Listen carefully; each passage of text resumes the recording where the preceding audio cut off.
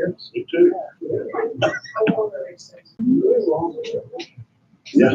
Rick, do we need to do another pledge? No, okay. I think that's their discretion. I know we got a little bit more people in here. If they want to, we can. Okay.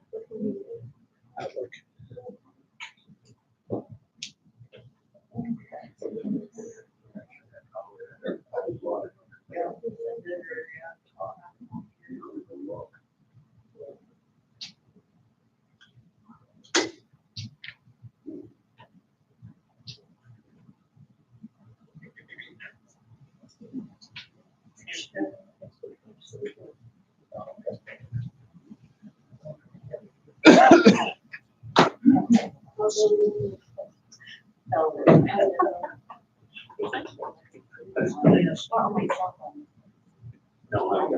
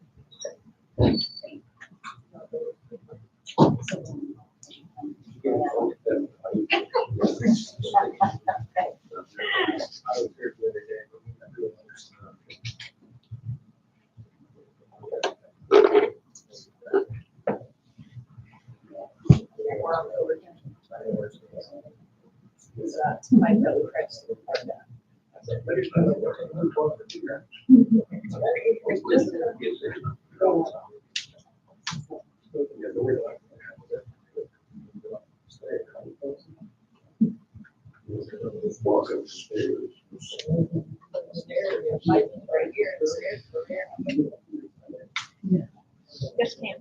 I mean, not, you know. Yeah.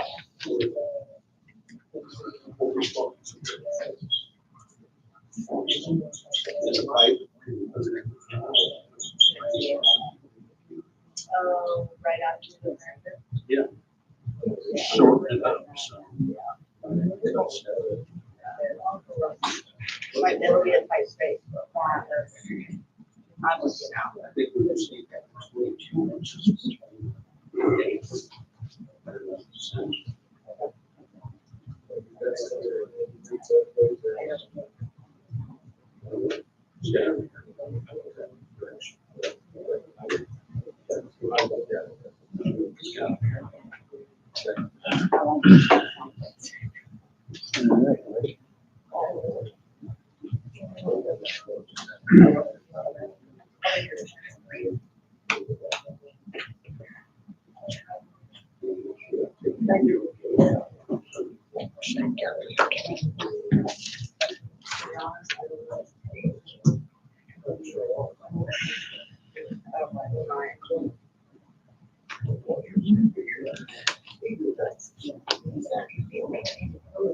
All right. Everybody ready?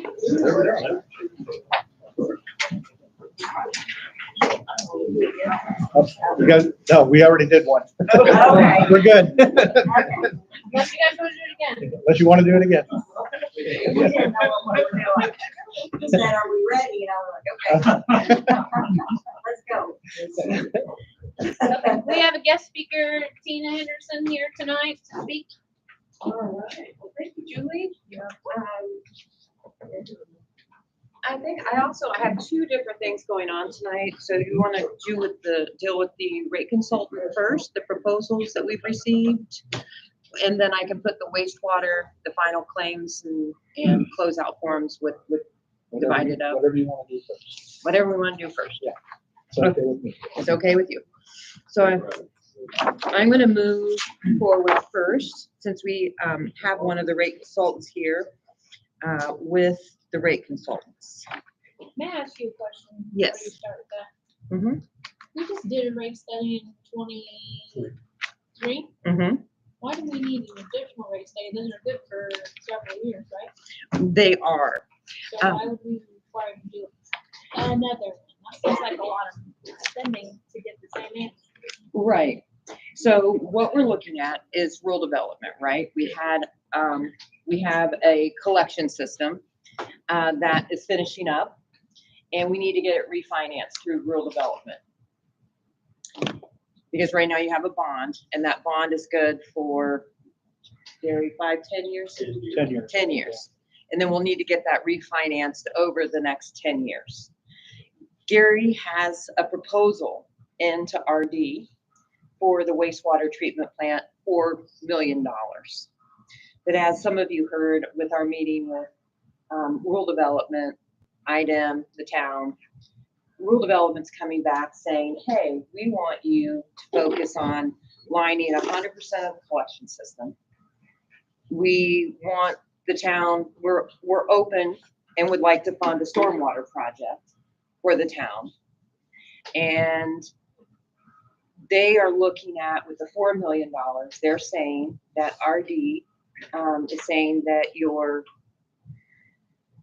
rates for that large of a project are too high for them to move forward with the $4.5 million project. So then they gave us, did I summarize? Gary, help me. Yeah. So basically what we did is we put together, I'll first start with this, our meeting. So we put together a task list of items from IDEM. And you can just take one and pass it around. I'm going to give one here and here.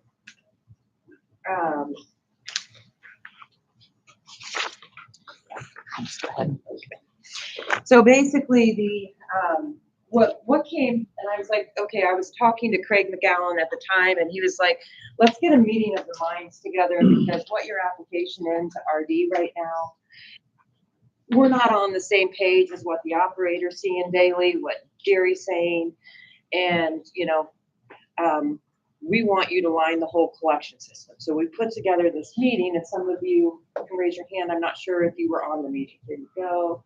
So there was 3 of you and Mike, 4 on the meeting. And I said, well, then let's just bring everybody in. Let's bring in IDEM. Let's bring in rural development. Let's bring in Gary. Let's bring in the operator, so that we can all get on the same page, because the operator is saying, hey, we're seeing some issues, aging material plant out at the wastewater treatment plant. Gary has a design backing up a wastewater treatment plant. RD saying, hey, we see this application, but we're not going to be able to fund $4.5 million for Colfax. So they wanted us to go back to the drawing board, and they were proposing collection lines. So I said, let's bring in IDEM, because why do all of these plant improvements if you're not going to be able to satisfy your residents that want, new residents that want to connect to the system, right? And you're not going to get off that sanitary sewer ban to allow new residents to connect to your system. So I created a task list of what we would like to do. One, Gary is working on a collection system proposal to review the collection system lining project. Yeah. Lining 100%. Yeah. Okay, so he's going to be working on that. That's going to give you a new cost estimate. And all of the rates that you have, it's not going to be studying your existing rates. It's going to be studying what Gary's new cost estimates for lining the collection system. And then he's also revising the stormwater, right? Because rural development is of the opinion, if you line the collection system, seal off all of the inflow and infiltration, that's going to cut your flows down to your existing wastewater treatment plant. And then if we do a comprehensive approach, taking the stormwater on board, those two together will minimize the flows to your plant. What I heard come out of it is that after hearing your operator, Kayla, talk, and Gary talk, I think they would be open to addressing some of the items at the wastewater treatment plant too, to help bring some of that critical elements up. But we need to be cognizant that it has to be under that 4.5 million. right? Because rural development saying we cannot give you 75% grant. And so you're going to have a loan for that project. And so that's what brings in, why do we need a rate consultant? So that was a long answer. The long answer is your rate consultant previously looked at a $4.5 million project. Gary's going to be providing the town with two more alternatives. One, you're going to be looking at a collection system project, lining the collection system. Hopefully we can get with Kayla and Gary, and I am really encouraging you to take a look at your wastewater treatment plant, the necessities that are, we have to do this. And just some of those recommendations that are on this task list from IDEM, so that, and put together a comprehensive project. Then with those cost estimates, we're going to need a rate consultant to take a look at those cost estimates.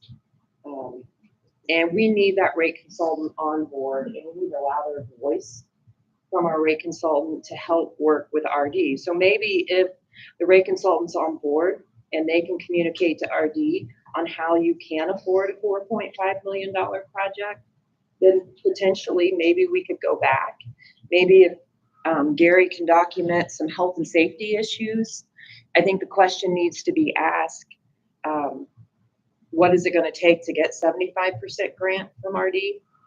But through those cost estimates, we have to listen, right? We have to listen to them. They're recommending the town to say, hey, we want to see what it costs to line your collection system. So we have to, as a town, you're being forced to take a look at another alternative, which in the long run, right now, it's a less expensive alternative than building a new treatment plant. That answer your question? So you're gonna have, you know, and to make a long story short, because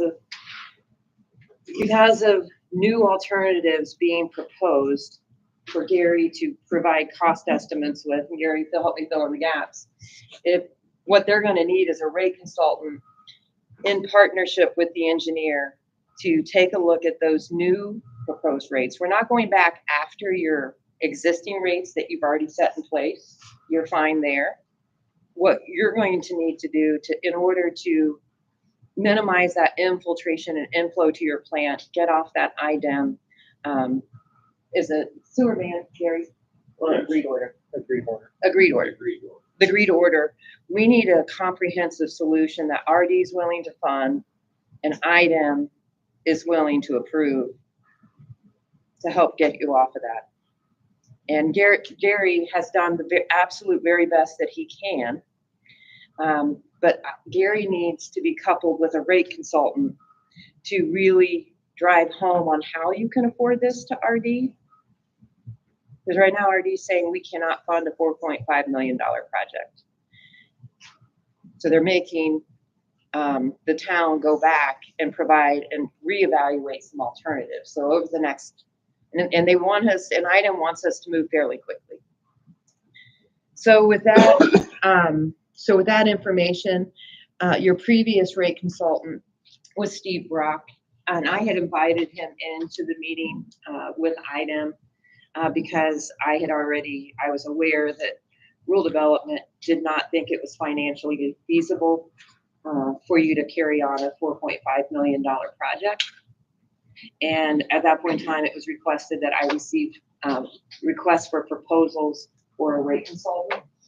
And I will, August 1st, I sent these out. So I'll keep one, but if you want to take one and pass it around, you can see the firms that I submitted to.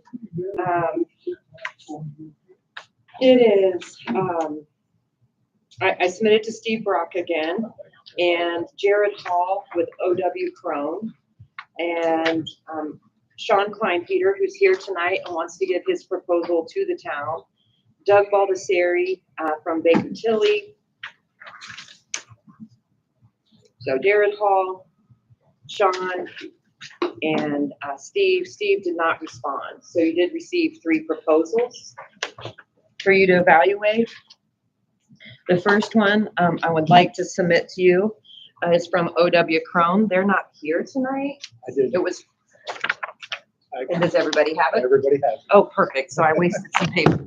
Sorry. No, that's okay. And so their quote for tonight,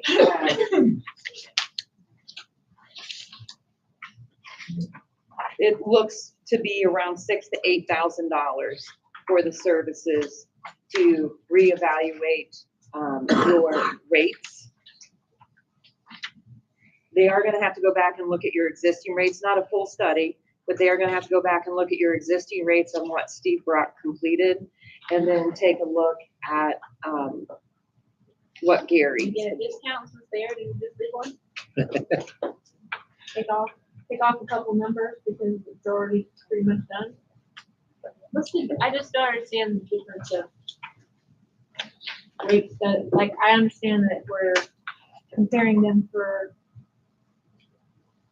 Okay. the numbers can't be that different from 2023 to 2024, 25. Hold that question, because I am so glad that one of the rate consultants could make it here tonight. And I'm going to leave his quote because he wants to give it to you. And Julie, I want you to ask those questions because he's going to have a better answer than I do. I'm just I'm trying to fill an administrative gap here and provide the town what they need to help meet what's being laid upon you. So, so if we mark down OW Crone, 6,000 to 8,000, then we have the next firm was Doug Baldessari with Baker Tilly, and it looks like around $13,500. Is that what you're seeing, Mike? I don't have that one. You don't have Baker Tilly. So Baker Tilly's came in this afternoon. That's why I don't have. Yeah. I have Sean's. Okay. And so basically, we're excited about the opportunity to work in the town, prepare the following fee estimated to meet the town's needs and objectives. Our fees allow for thorough, insightful advice from experienced professionals without unnecessary add-on charges. So the wastewater rate study would be a $13,500, and the stormwater rate study would be $13,500. If you did both of them at the same time, he'd give you a $1,500 discount, so it'd be roughly $24,000. So you have OW Crone at $6,000 to $8,000, and you have Baker Tilly at $24,000. They were all provided the same scope of work. And then, like I said, Steve Brock did not submit, but I'm going to turn it over to Mike Kleinpeter at this point in time to really review his proposal, and then you. Sean Kleinpeter. Sorry, Sean Kleinpeter. I'm used to saying Mike. It's You a guys small. have that in your packet too as well. Okay. So Sean, sorry about that. Yeah, no worries. Meet the town council. If you guys want to go ahead and introduce yourself, clerk first. Mike Brothers. Meet you. Corey Boston. The town attorney. I've got my municipal advising contract. Section 5 talks about rates. For a basic rate study, we would charge $4,000. And the numbers I heard are very typical when I go to small towns. And those players are the typical players. So I'll just introduce myself and I'll go through my RFP. And Julie, you could shoot questions at me. Or if you want me to start answering the question you raised, I could do that as well. Well, my question is, we already have a rate study that was 2023. Yeah. So we're good for several years. So why can't that Yeah. study be used towards? Yeah, 3 to 5 years is dependent on how inflation adjusts, but we normally say 3 to 5 years because we always do a forward-looking projection and make sure that your debt service coverages and everything are correct. The reason you can't use that rate study for a new debt issuance, as an example, is there's going to be some work done and there's going to have to be a loan taken out. And even though they call us rate consultants, because a lot of councils are worried about the rates of the utility, really we have what's called a Series 50, and those individuals that you got quotes from also have what they call, it's an SEC MSRB license from the SEC. to be a municipal advisor and to talk to you about structure, term, and timing of a debt issuance. Because in this instance, we're talking about tax exempt debt issuances. So those are a little bit unique, and so you got to go get a license for that. So even though they call us rate consultants, really we do rates to make sure that we can pay the debt back. But the other side of that coin is we're financial advisors to talk how do you structure a debt issuance. So as an example, if you've got existing debt of your utility, it sounds like you've got an outstanding bond. That bond has certain covenants. We have a bond ordinance that the town would have passed, and they have certain requirements. Some of those requirements are like call provisions, you know. So if this debt was issued, I don't know, but it might have some call provisions. Those are the types of things we got to talk about and advise on, depending on the interest rate of that, whether it makes sense to wrap that into a new debt issuance and spread it over a long period of time. So those financial aspects are a little bit different than this is what your rates are. When we look at what your rates are, what we're doing there is we're saying, what are your revenue requirements of the utility that you have to maintain? So you have to maintain your OEM, you have to maintain your depreciation, your short-lived assets, extensions or replacements, they call them that. You got to cover your debt service. And so those things all make up your revenue requirements. And so we set rates to cover all those and to cover any obligations that you have defined in the existing debt that you have. An example is a typical debt issuance will have a 25% coverage on top of after you've paid everything. So we talk about a debt service coverage ratio of 1.25. And it depends on who issued that debt as well. There's some programs that have a different spec, like 1.20. So as a financial analyst, we do those things to make sure we can issue tax exempt debt on one side and then set rates to service that debt on the other side. Did that answer your question at all? Kind of. So your current rates are set to address your revenue requirements. And I know your previous rate consultant is really good. I'm sure those things are taken care of as they stand. But as you do something new, it's going to upset things. And so we're going to have to redo a lot of your financing obligations, if that makes sense. And we'll do that in concert with the engineer and in concert with the board. So part of my role is an advisory role to say, this is what we're getting into. It sounds like we're doing USDA. So there are several funding sources. So it sounds like you guys are locked in USDA, which is good. As a matter of fact, just today, I'll say Tina got a big grant approved from Michigan Town. I think what, $750,000. So if those are competitive, they don't just give them out. You got to compete for them, which is really good. So like in Michigan Town, they just got their $750. And as a reference point, myself, Rick, I think Brenda, I think maybe your bond counsel, both with the Evans. So that's actually, and Tina, that's actually the same team in Michigan Town. And we'll be issuing a bond anticipation note to get their design started September 4th. And that funding is through the Indiana Bond Bank. But it's a USDA rural development loan, which is similar to what you're doing here. So what you're pursuing here is what we're just finishing up in Michigan Town. So just to kind of give you some background and references for what we do. In addition to that, some other references I'll throw out there is we work all over the state of Indiana. In this particular region, we just so happen to be helping Clarks Hill.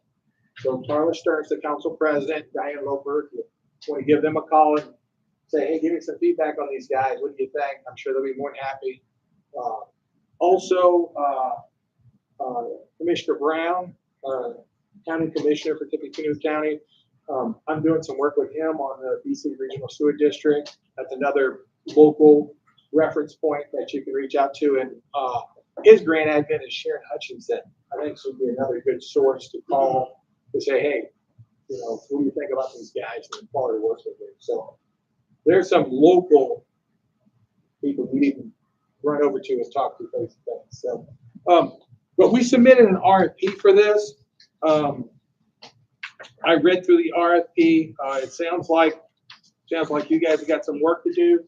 I would say one of the things that I would point out on RFP is we do have a pretty strong team. We got myself with all the credentials. I've got Daniel Tripp as our financial analyst, which does all the heavy lifting for us.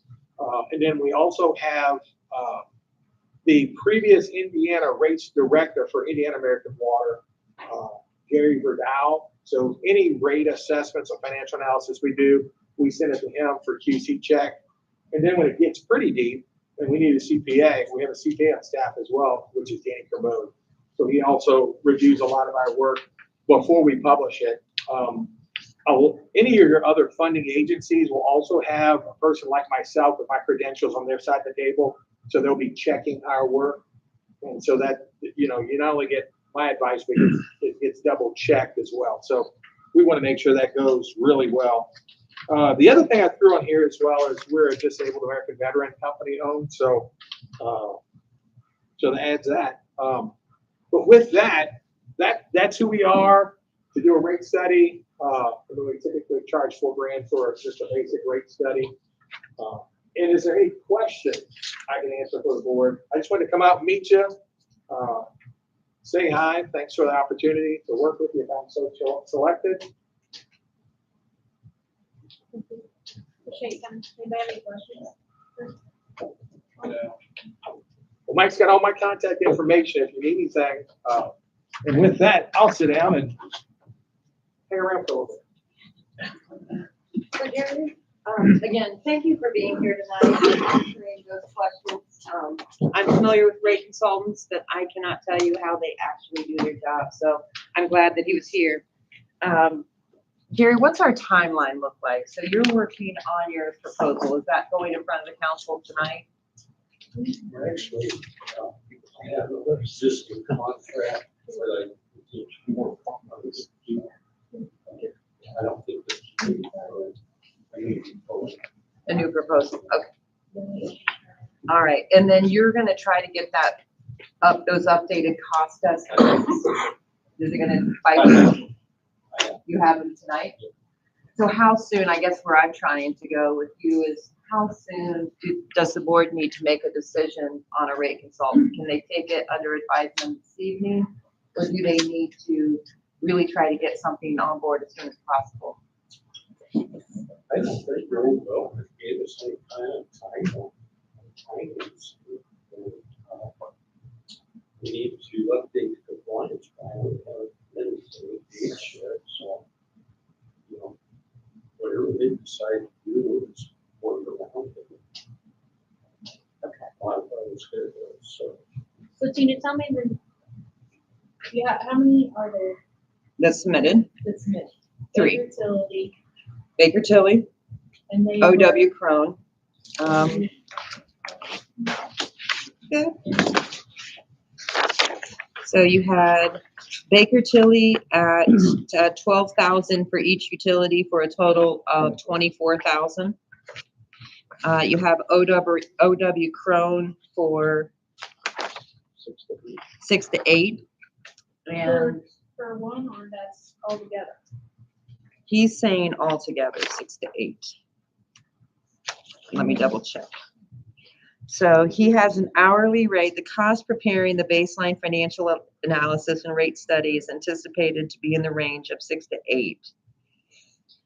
And so once Gary presents his cost estimates, it will take him 45 to 60 days to complete. So he's looking at 6 to 8,000 on. What did you say about hourly? But he will be charging you hourly. He has an Exhibit B. He breaks down his hourly rates. So that's 6,000 to 8,000 is hourly for that. Yeah, it's not to exceed. It could potentially go over that. And then Sean is 4,000 Base. for base. Sean, 4,000 Yeah. Yeah. for both utilities or each? Well, we could do like the American Pickers 2 for 1. So I'd say $75 for if we did stormwater and $7,500 for stormwater and for sewer. I didn't receive his proposal. He gave it directly to you guys. Do you have those cost estimates, Sean, with you? This one. here's Proposed fee? my fees are outlined in section 5, and it's an hourly fee based on scope of work. But I could get you just a firm fee, just a rate study. Normally, the rate study is wrapped in the additional financing, it's part of the financing is paid out at closing. So normally what we do on a project like this is when we do the rate study and all the work with your engineer, and you wouldn't pay us anything until we got to closing. And in closing is when you would pay us something. And you would wrap that into your RD loan. And this is gonna be like a max. The max amount that we're What gonna would do, you- because these others are 24, this one's 8, this one's 75, we're saying 7,500. So I'm saying max 7,500 on the rate study piece of it. So if you just want to compare apples to apples, we can say 7,500 on the rate study itself. But normally we don't cross that out because we wrap it in with the whole scope of work to get that closing. And usually when we work with really small towns, they don't have a lot of money in their operating funds. And so it makes it a little difficult on them to pay these expenses, like I think maybe one of your folks is 25,000 to pay that up front. And so we say, look, don't pay me anything up front. We're with you through the whole project. We get to the end of the project, we'll settle up.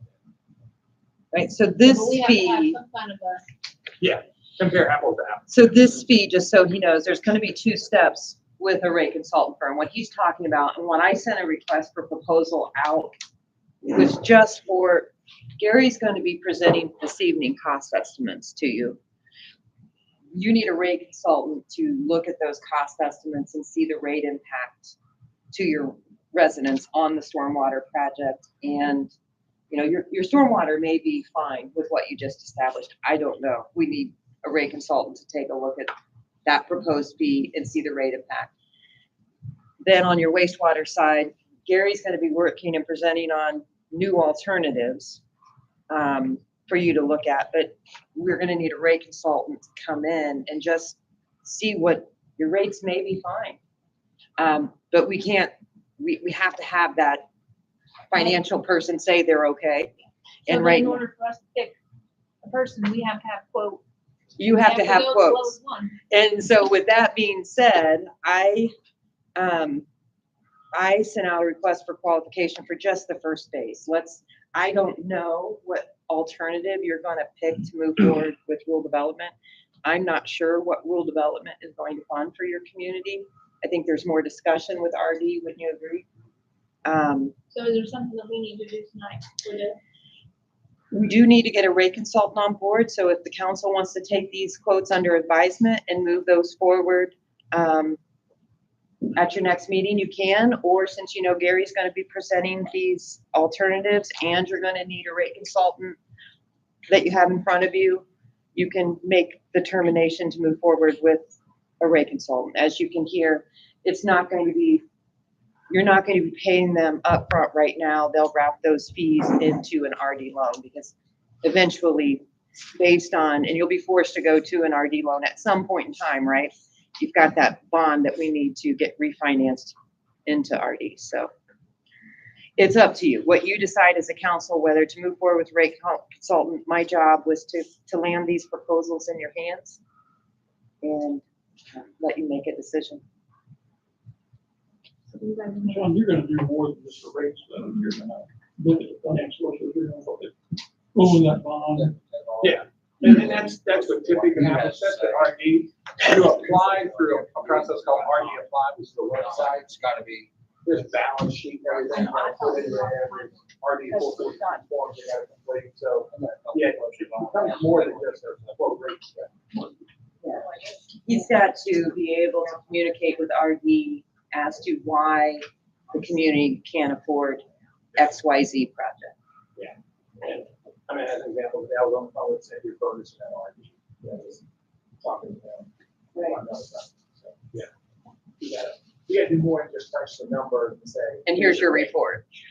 You've got to be able to back that up, and he will be your liaison. Unfortunately, I'm only a grant administrator. I wish I would have gone for a rate consultant or engineering too, but unfortunately, I'm just a mere community consultant trying to fill the gap for your community. I think I've done, I think you have great firms in front of you, and it's really where the town decides to go with rate consultant. We'll listen to Gary and then we'll, I think some of us have some questions that we'll ask Gary and we'll move on. Okay, so what I'm gonna do is go ahead and turn it over to Gary. I do have wastewater claims, but I'm here, I'm all in tonight, so we'll get through these final claims, okay? You're welcome. Gary, your turn.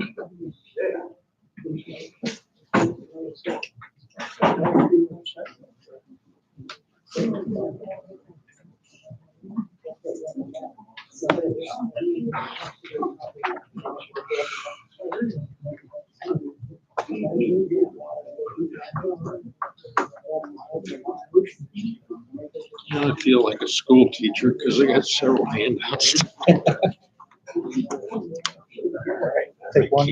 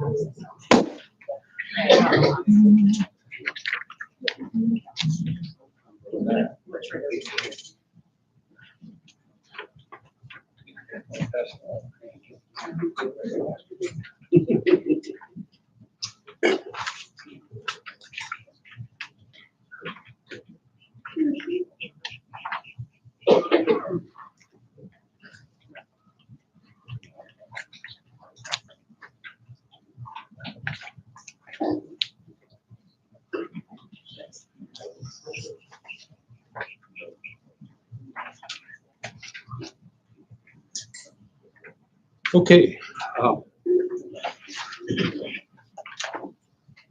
The memo I provided is a brief report. Some of this is going to be repetitive from what Tina had discussed, but first thing I had on there was the sewer rehab project, and to the best of my knowledge, that project's all finished up. And I think Tina probably has a final pay application to process this evening. So, to the best of my knowledge, it's complete. As far as the wastewater plant or wastewater project goes, last month I had reported that RD, which we discussed as a potential funding agency for this project, thinks that the town should reduce the influent infiltration coming into your sewer system before spending a bunch of money at the treatment plant. Besides the wastewater plant condition being very dire, it's my opinion that we also need to make some improvements to the wastewater plant. And I think I discussed some last month that the removal of influent infiltration is not all that simple. We just spent $1 million project and did sewer line for quite a few sewer lines, and we still have sanitary sewer overflows occurring in the system on front of us. So, a lot of times you're just chasing your tail. So I've kind of, over the years, been of the opinion that we really should look at conveyance of some of that weather flow and treatment of it. So I had proposed to make the plant bigger. The plant currently is 110,000 gallon capacity. What I had proposed in the information I provided to RD is a 250,000 gallon per day treatment plant, able to handle peak hourly flows of 1.2 million gallons per day. So as Tina mentioned, we had a Teams meeting, which was on July 24 to discuss the project. Development was involved in that. IDM was involved. And somehow RD come up with a cost estimate and recommendation that we look at lining the rest of the mainline sewer system for $2.3 million. And I was scratching my head. I have no idea where they came up with $2.3 million because I did not have that alternative in the preliminary engineering report I submitted, so You think 2.3 million is too low or too high? I'll get to that here in a second. So we discussed that. The plant's old and in dire condition, as I mentioned. There's not enough tank storage during wet weather, which is what Kayla's point was. Sanitary sewer overflows are still occurring. I think Kayla indicated that, there's been some obvious improvement in those wet weather flows on how often the sanitary sewer overflow is active, just because of the collection system improvements we did make. The bottom line is it still occurs. There was also discussion including a storm sewer project to reduce I&I, remaining sump pump connections. We also discussed potential penalties to residents who refuse to disconnect their sump pumps. Recent treatment plant repairs that have been made by now. We discussed the IDM agreement order. Also, IDM wants some additional information on some of the sub-items that were in the compliance plan. And they want the compliance plan updated before September 1st. So the task outlined from the teams meeting, which most of them are in what Tina provided, are to install the flow meter at the overflow Q basin. We have the meter. Jay Boosie's been working with Kayla, try to get that meter inserted, so hopefully that will occur soon. Prepare construction cost estimate for lining the remaining sanitary sewers. And the task was to break that down into lining just the PVC plastic pipes and also lining the 55 pipes.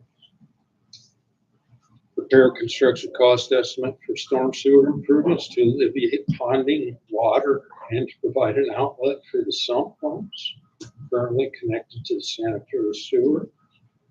So there are 7 sump pumps that Kayla gave me a list of, and they're still connected to the sanitary sewer. A few of those don't have a storm sewer available close by to connect those sump pump discharges into. So part of the stormwater improvements would be to get something that could connect them. Evaluate options for the wastewater plant, considering its dire condition. Have a financial advisor, which was discussed this evening. The financial advisor is a team member. They're part of the overall team, along with the attorney, me, bond counsel, to make this project happen. They all have their own expert knowledge and share that. They're just part of the team. So, attached to this report is a construction cost estimate for lining the remaining 55 clay sewers and also lining the PVC mainline sewers. One of the things that sidetracked here for a second we discussed was a lot of times, and I've talked about this some before, you had mainline sewers that were leaking. So the groundwater table is down here because it's leaking into your sewer.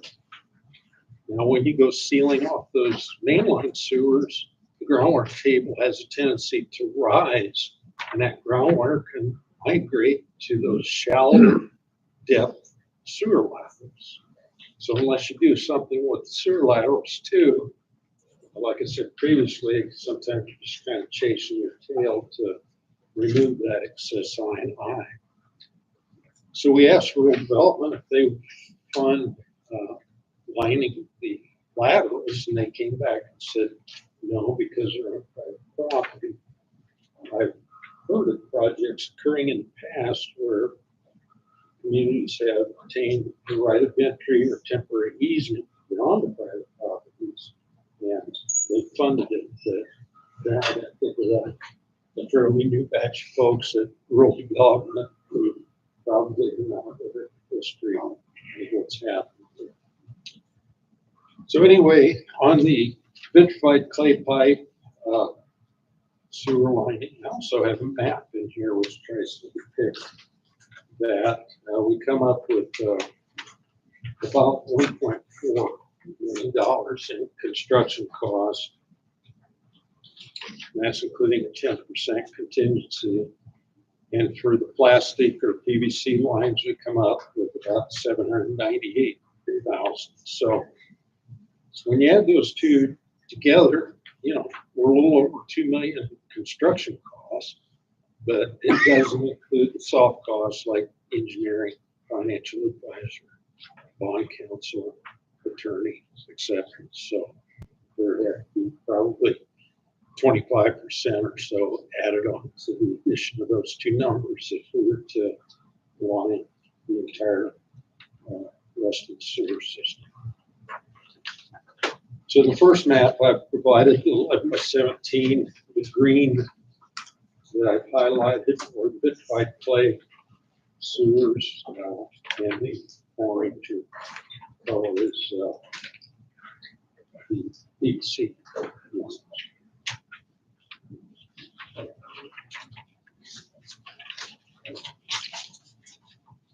Following that, I have an estimate I put together. I took the utility master plan that was completed 3 or 4 years ago and updated the cost estimate for that. The original storm sewer improvements. And I also added a couple of storm sewers that I was aware of that would be needed to service these sump pumps that I discussed. And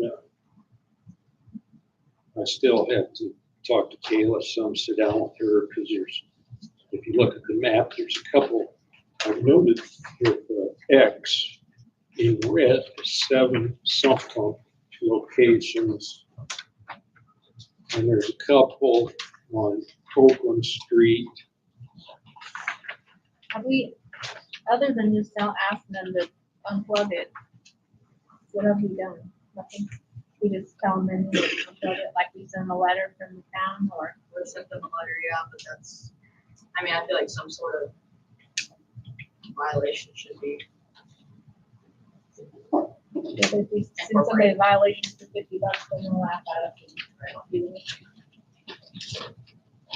Okay, sorry. It's okay. So I may have to add a little bit more cost onto this, but part of these storm sewer improvements also included replacement. If you look at the last cost estimate there of county tile, and that's so about of that 1.3,444,000 has to do with the county tile. And I think it would be notice to try to meet the county surveyor to start with, and possibly go to the county drainage board meeting to discuss that tile based on inspections of what manholes are on that tile. There's evidence that tile backs up. It's a 15 and 18 inch, so it's a pretty significant sized tile. And we couldn't get the sewer camera in there to televise it just because of its condition. So, you know, I hope that the county maybe would consider participating in some of that cost.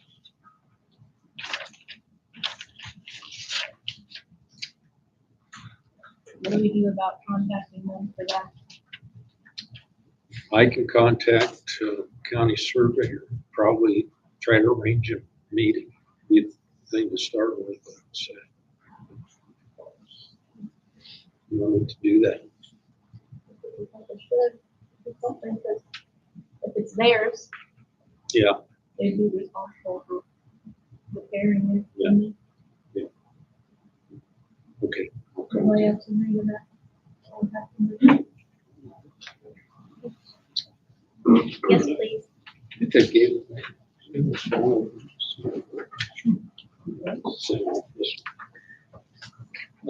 Other handouts that I provided, just out of curiosity, I took the monthly reports of operation for the treatment plant from December 1st of 2024 through May 31st of 25. And said, okay, if we had a 200,000 gallon per day plant, let's take a look at what the flows are being recorded at the plant. And these are effluent flows in the third column there that were recorded. I did not put the influent flows down because part of the influent flow during wet weather goes into the EQ tank and then it comes back and returns to the lift station, gets pumped back through that same flow meter. So it kind of gets double counted, which is the purpose of us putting a separate flow meter for the EQ tank. So I took the treated flow and also I put a footnote at the very end of this. There have been 3 different sanitary sewer overflow events occur during this time period. Obviously, when it's raining heavy, the manholes surcharging more flow. It's kind of hard to estimate that. I asked Kayla, worst case condition, gave her some photos because there's been some estimating done based on how high the water is coming up on the manhole and what the flow is. And she said around 150 gallons per minute. So the peak could be 150, but then after the rain subsides, it starts slowing down and so forth. So I just used 100 gallons per minute. And over the time period that the overflow was recorded, and added that into this. And bottom line is, even with running 200,000 gallons per day through the plant during the wet weather event, you still need 2.3 million gallons of equalization storage. And if you look at page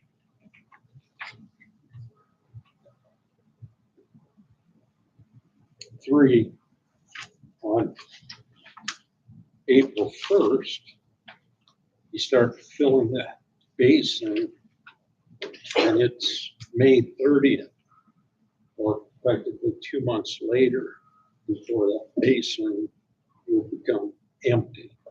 And that's treating the max 200,000 gallons per day. And as I say, your plant's only rated for 110,000.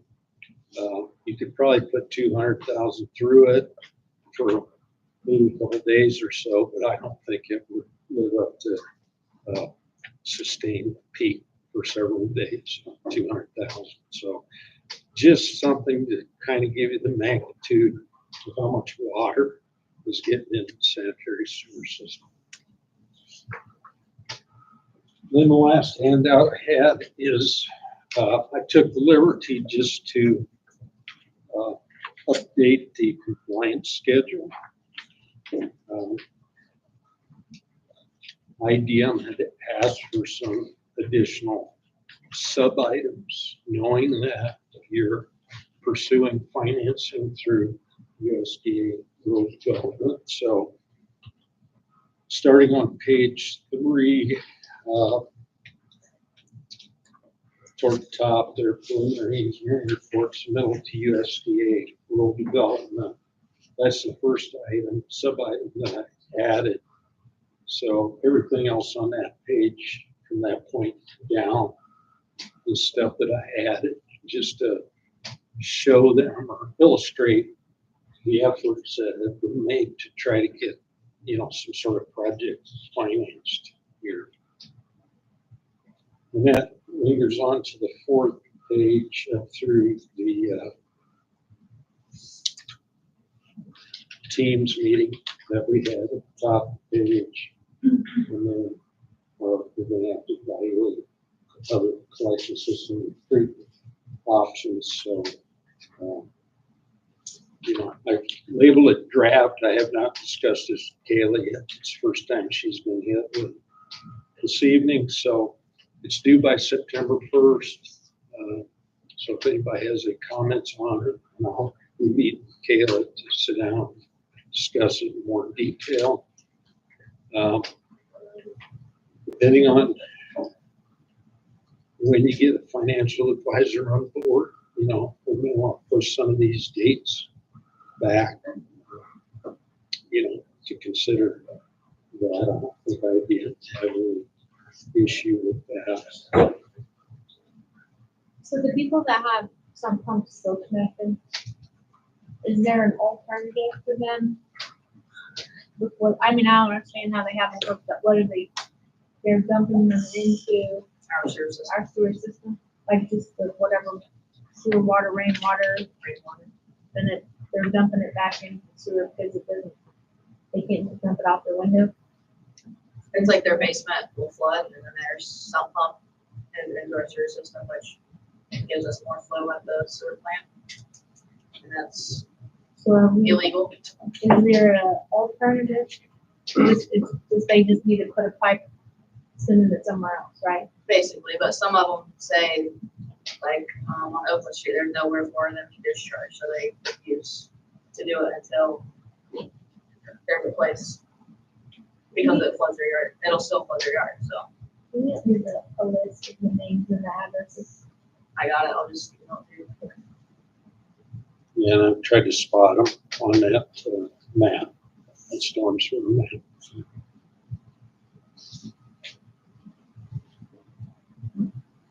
So I guess at this point, I don't know what to do other than, I guess we discussed it. I would undertake these estimates together, maybe they will be development. What's cost on it. I guess with my technical assistance, I think what we would need to do, our first step is to get a rate consultant on board. And then as a team, as you know, how crucial that third person is to a grant administrator, engineer, and a rate consultant for communication, we need to get together as a project team, review that timeline, review those cost estimates, add in the soft costs, and then I will try to coordinate a meeting. And I also know the rate consultant, they have to have a relationship with rural development like this so that they're filling Gary and I in on what they are seeing with those costs. And so our first step is to get together with a rate consultant, review those costs, then get together with rural development to say, this is what we're seeing. We'll just kind of have a Teams meeting again. I'll invite the council to attend if you can. But really, I just want to get these costs in front of rural development so that we can really figure out what they recommend. Are they going to approve the rates? If a rate consultant can come in and say, this is what the 4.5 million is. You heard the wastewater, you heard the issues, you heard IDEM citing the issues at the wastewater treatment plant. Is there a way that we can document health and safety needs to potentially get that 75% grant that they're not? This is where a rate consultant will come in and speak up for your community. Because rural development doesn't listen to a grant administrator. My grant administration skills, they call it technical assistance. My technical assistance will help you, but it's not going to help you help RD. We need a rate consultant to come in, solidify those cost estimates for the town.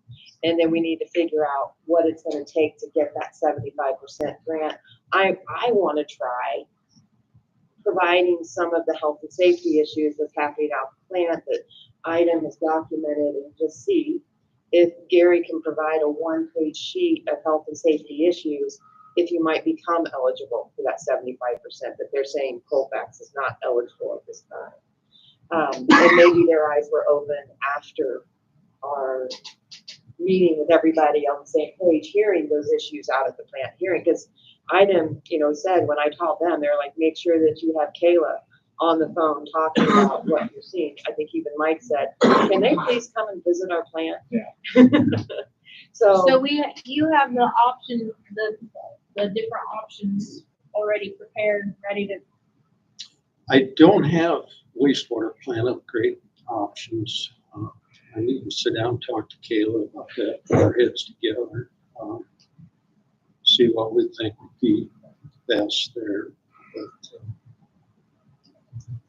you know, the $4.5 million project includes putting a larger lift station in at the plant. So essentially it would be conveying wet weather flows and everything in the plant, sending it through the treatment process.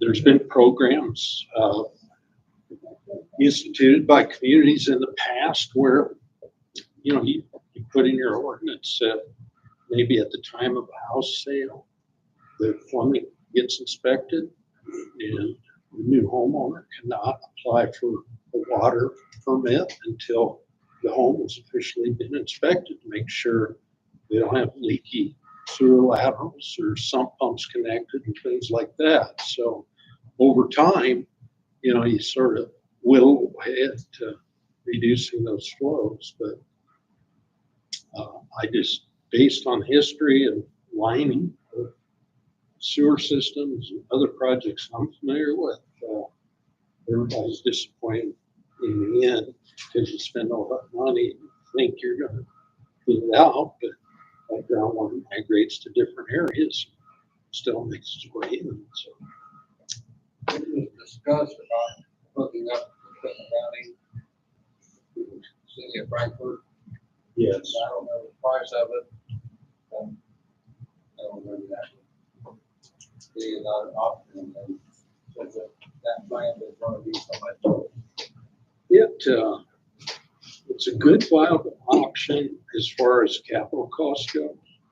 With Frankfurt, they're charging 125% of the rate that in-town customer pays. They're not treating you as a wholesale customer. You know, you're just one bill here. Their administrative costs and billing costs cover everybody in town. So it's been kind of annoying working. Of course, the president of the board has recently passed away. It might be worth, you know, approaching them again. But, All options, I think, could be appropriate. We're going to pay for another cost study. You know, if they get to do that the second time, maybe they'll come up with a different number. well, I can definitely approach them again and see what they would say, because, you know, they gave us a connection point south of the factory. I forget what that factory is. Yeah, HK. But we would also have to pay for them to upgrade, I think, 2 lift stations that are on the conveyance lines, you know, that send it on to Frankfurt treatment plants. But we can try to explore that some more. Yeah. and so with that being said, I think Gary has enough information for a rate start to get started. He can definitely look at, you know, what it costs for the regionalization again. I know he's already had that and probably just gonna need to update that and confirm it with the city that they're still willing to provide that and what the cost will be. So that's not gonna take a large amount of time to update those costs. And I like your idea. Let's just, you know, present them all to RD. We need to show them.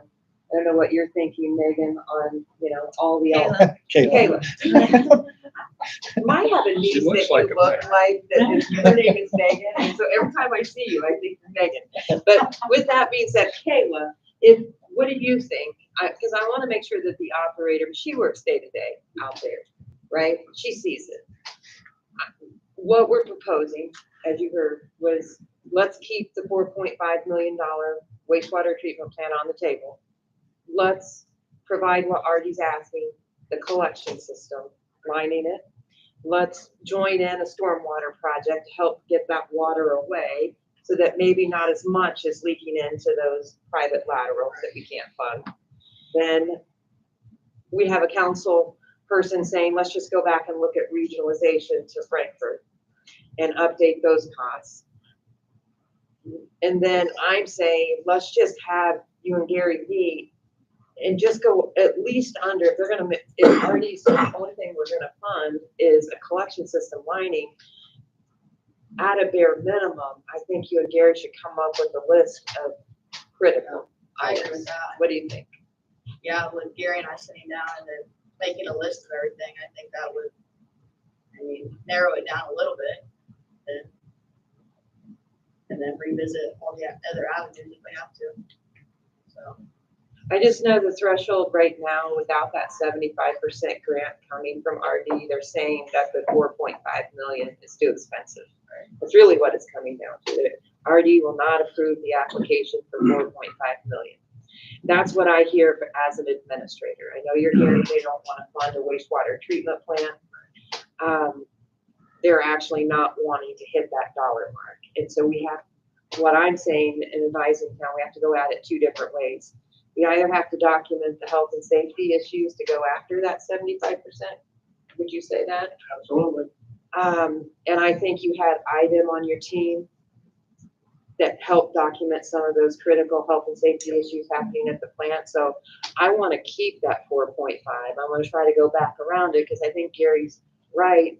I don't think we can continue to have a failing wastewater treatment plant and have 100% line. So I'm asking, even though they didn't ask for it, put in just some critical items so that maybe you can put a combination together.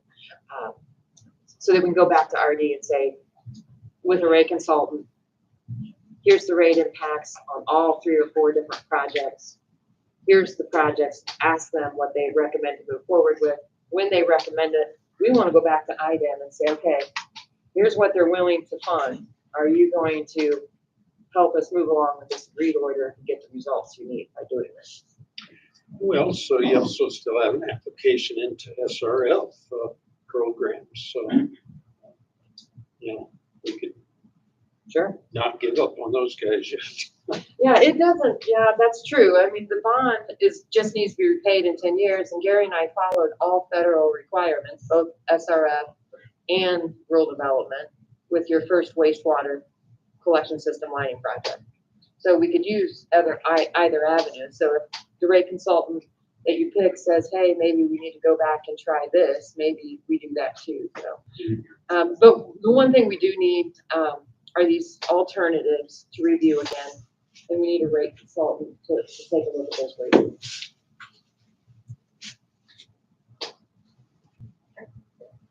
So do you guys feel comfortable making a decision on the rate consultant tonight, or you want to wait until September? I feel like Maybe we make it tonight. 7,500. Move on. would like to make a motion Make a motion to accept the 7,500. with Sean. Right here. Find that, maybe. We have Chris on one, Heather on two, all in favor? Aye. Motion passes. Okay, All right. do you want to go ahead and do your, You want to sign, Okay, so you want to do Sean's contract tonight too, so I'll let him go first. He doesn't have to wait on the closeout forms and approval of those claims. I think I'm gonna get it for you. I think you have it. Come on. I looked at it between meetings. That's fine. Always gotta do that.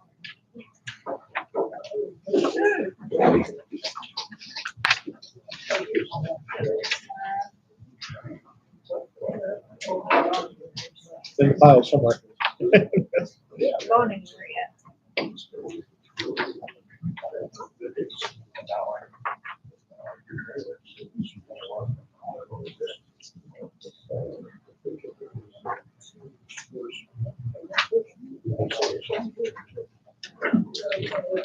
Never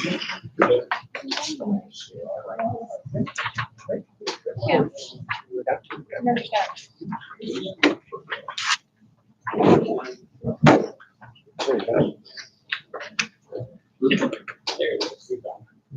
Someone like to make a motion for me to sign this? Motion to sign it. And they're on one. There's on two, all in favor, please sign. 160. Okay, that's fine. You guys are gonna be asking me, Sean. Well, you wanted to say that, right? It's gonna be amazing. That's right. Then you'll see the copy of it, right? Yeah, thank you. Pleasure doing this.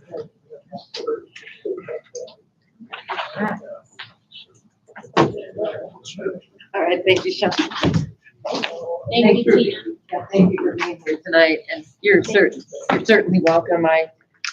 I'm just here providing technical assistance, so, doing the best that I can. I know you're getting tired of hearing my voice. Hang in with me. This is the final pay application, for, the wastewater project. We have lab engineering in the amount of $9,125.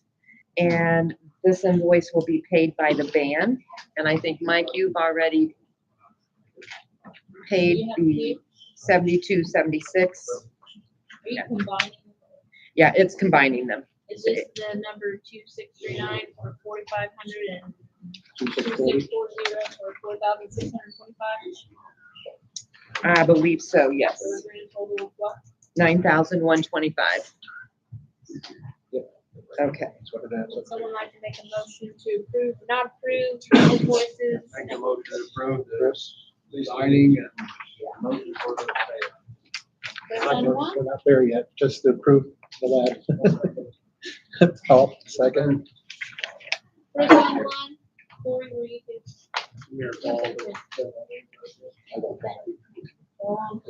All in favor?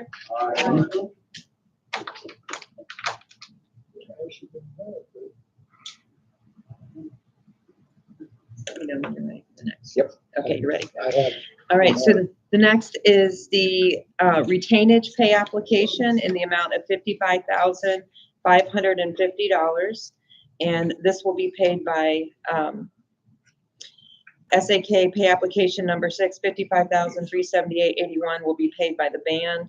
And SAK pay application number 6 for $171.63 will be paid by Colfax wastewater utility. So the total $555,550.44 will be paid from the band, and $171.63 will come from the town's funds. And here is pay application number 6 and that dollar amount. Just need a motion, Julie, for you to approve the I need a 55,000. motion for me to sign the pay application. Make a motion to approve the pay. Chris on one, Second. Corey on two, all in favor? Aye. I'll take one of these and pass it around. And then tonight is the final. Can I interrupt? To make final motion. And then tonight is the final financial update. You started out with a $600,000 Okra grant, a ban in the amount of $418,000. That ban is what we're talking about with a rate consultant that needs to be factored in to be repaid when we go in with the wastewater treatment plan improvements. I just want to make sure you understand that 418,000. With tonight, everything, as you can see on this front page, this first phase of the project has been complete. And you can, I'm not gonna go over it, but if you wanna pass through, you'll see everyone's contracts, when they were paid, what number they were paid. We are ready to initiate what is called closeout. And I'm just going to, these are state forms, and so these do not need a motion for closeout. I'm just going to ask Julie to sign. I'll announce what they are. This is called the disclosure report. It just states really what the total grant amount was. And would just ask for Julie to sign the second page. And she can see the dollar amounts. It just says that, what was paid to the different consultants in the project. So I just ask for her to sign. It initiates closeout. We don't need a motion from you, sir? Nope. You know, I get copies of it. Yes, we're gonna scan and send them back to you tomorrow. Is that okay? Yeah, that'd be fine. The next form is she's signing is what's called the certificate accessibility for a lining of a sanitary sewer project. It's really not necessary, but it's a federal form, so we're just asking her to sign it. It's not applicable. Just ask her to sign it and send it back. Final inspection. This is the chief elected official. It's already been signed by Gary. Kayla, are you okay with the final inspection of everything that's happened? And so we just asked for Julie to sign off on the final inspection for the project.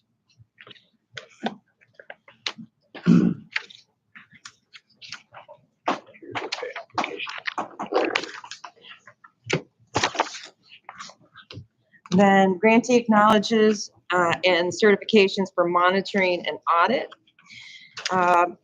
As your grant administrator for this project, we will be here if the State Board of Accounts audit comes in. So the nice thing about it is when Mike hears that the State Board of Accounts is going to show up, first phone call he's going to make is to me. Yep. And we bring all of our files in, our project team in, and we're here to go through the State Board of Accounts audit to ensure compliance. So we just need you to sign here. There will also be an extra audit. So the CDBG will bring in what is called a closeout monitoring. So these forms that you're signing tonight is not a State Board of Accounts audit. It's a CDBG, did we spend the money appropriately type of audit. And again, they will coordinate with me as your administrator. And again, my team will be in, Summer, Colleen, myself, and set through any sort of monitoring, whether it's State Board of Accounts or whether it is the CDBG grant. As we have started preparing for closeout documents, we noted that one of the draws was held longer than 5 days. So it's really hard. This isn't unusual, but what had happened, the funds came in, the CDBG grants came in, and they were held longer than 5 days. They happen for various reasons, and I would just ask for Julie to sign. The letter basically says that the clerk received on January 21st or January 13th, $52,546.91 into a non-interest bearing account. On January 21st, the clerk issued payment to the contractor. Unfortunately, it sat there and we did not receive the additional funds, and so the clerk issued a check for $5,000, and it was held longer than the 5 days, but it was held in a interest bearing account, so we're okay. And it just explains why that was held. Really, when he received the funds, he thought it was all going to the contractor and didn't send the grant administrator the portion of the grant. So it's self-explanatory. I would just ask the clerk to sign off on this one, and then I'll sign. So my office is already starting the closeout preparation for your community. At the end, you'll receive, even though we've been sending all the documents, Mike will receive nice 3-ring binders of everything so that he'll have, we still do hard copies at the end of a project. So you'll receive a hard copy as well. Thank you for your patience. Thank you for your patience, everybody out here. I know I've talked a lot. It's been wonderful working here. I love working here. So any questions from anybody? No. Thank you so much. That's all I have for this evening. And the audience class. Mr. Crandall, you're back there. Yes. And I have a request to speak for you. Is that okay?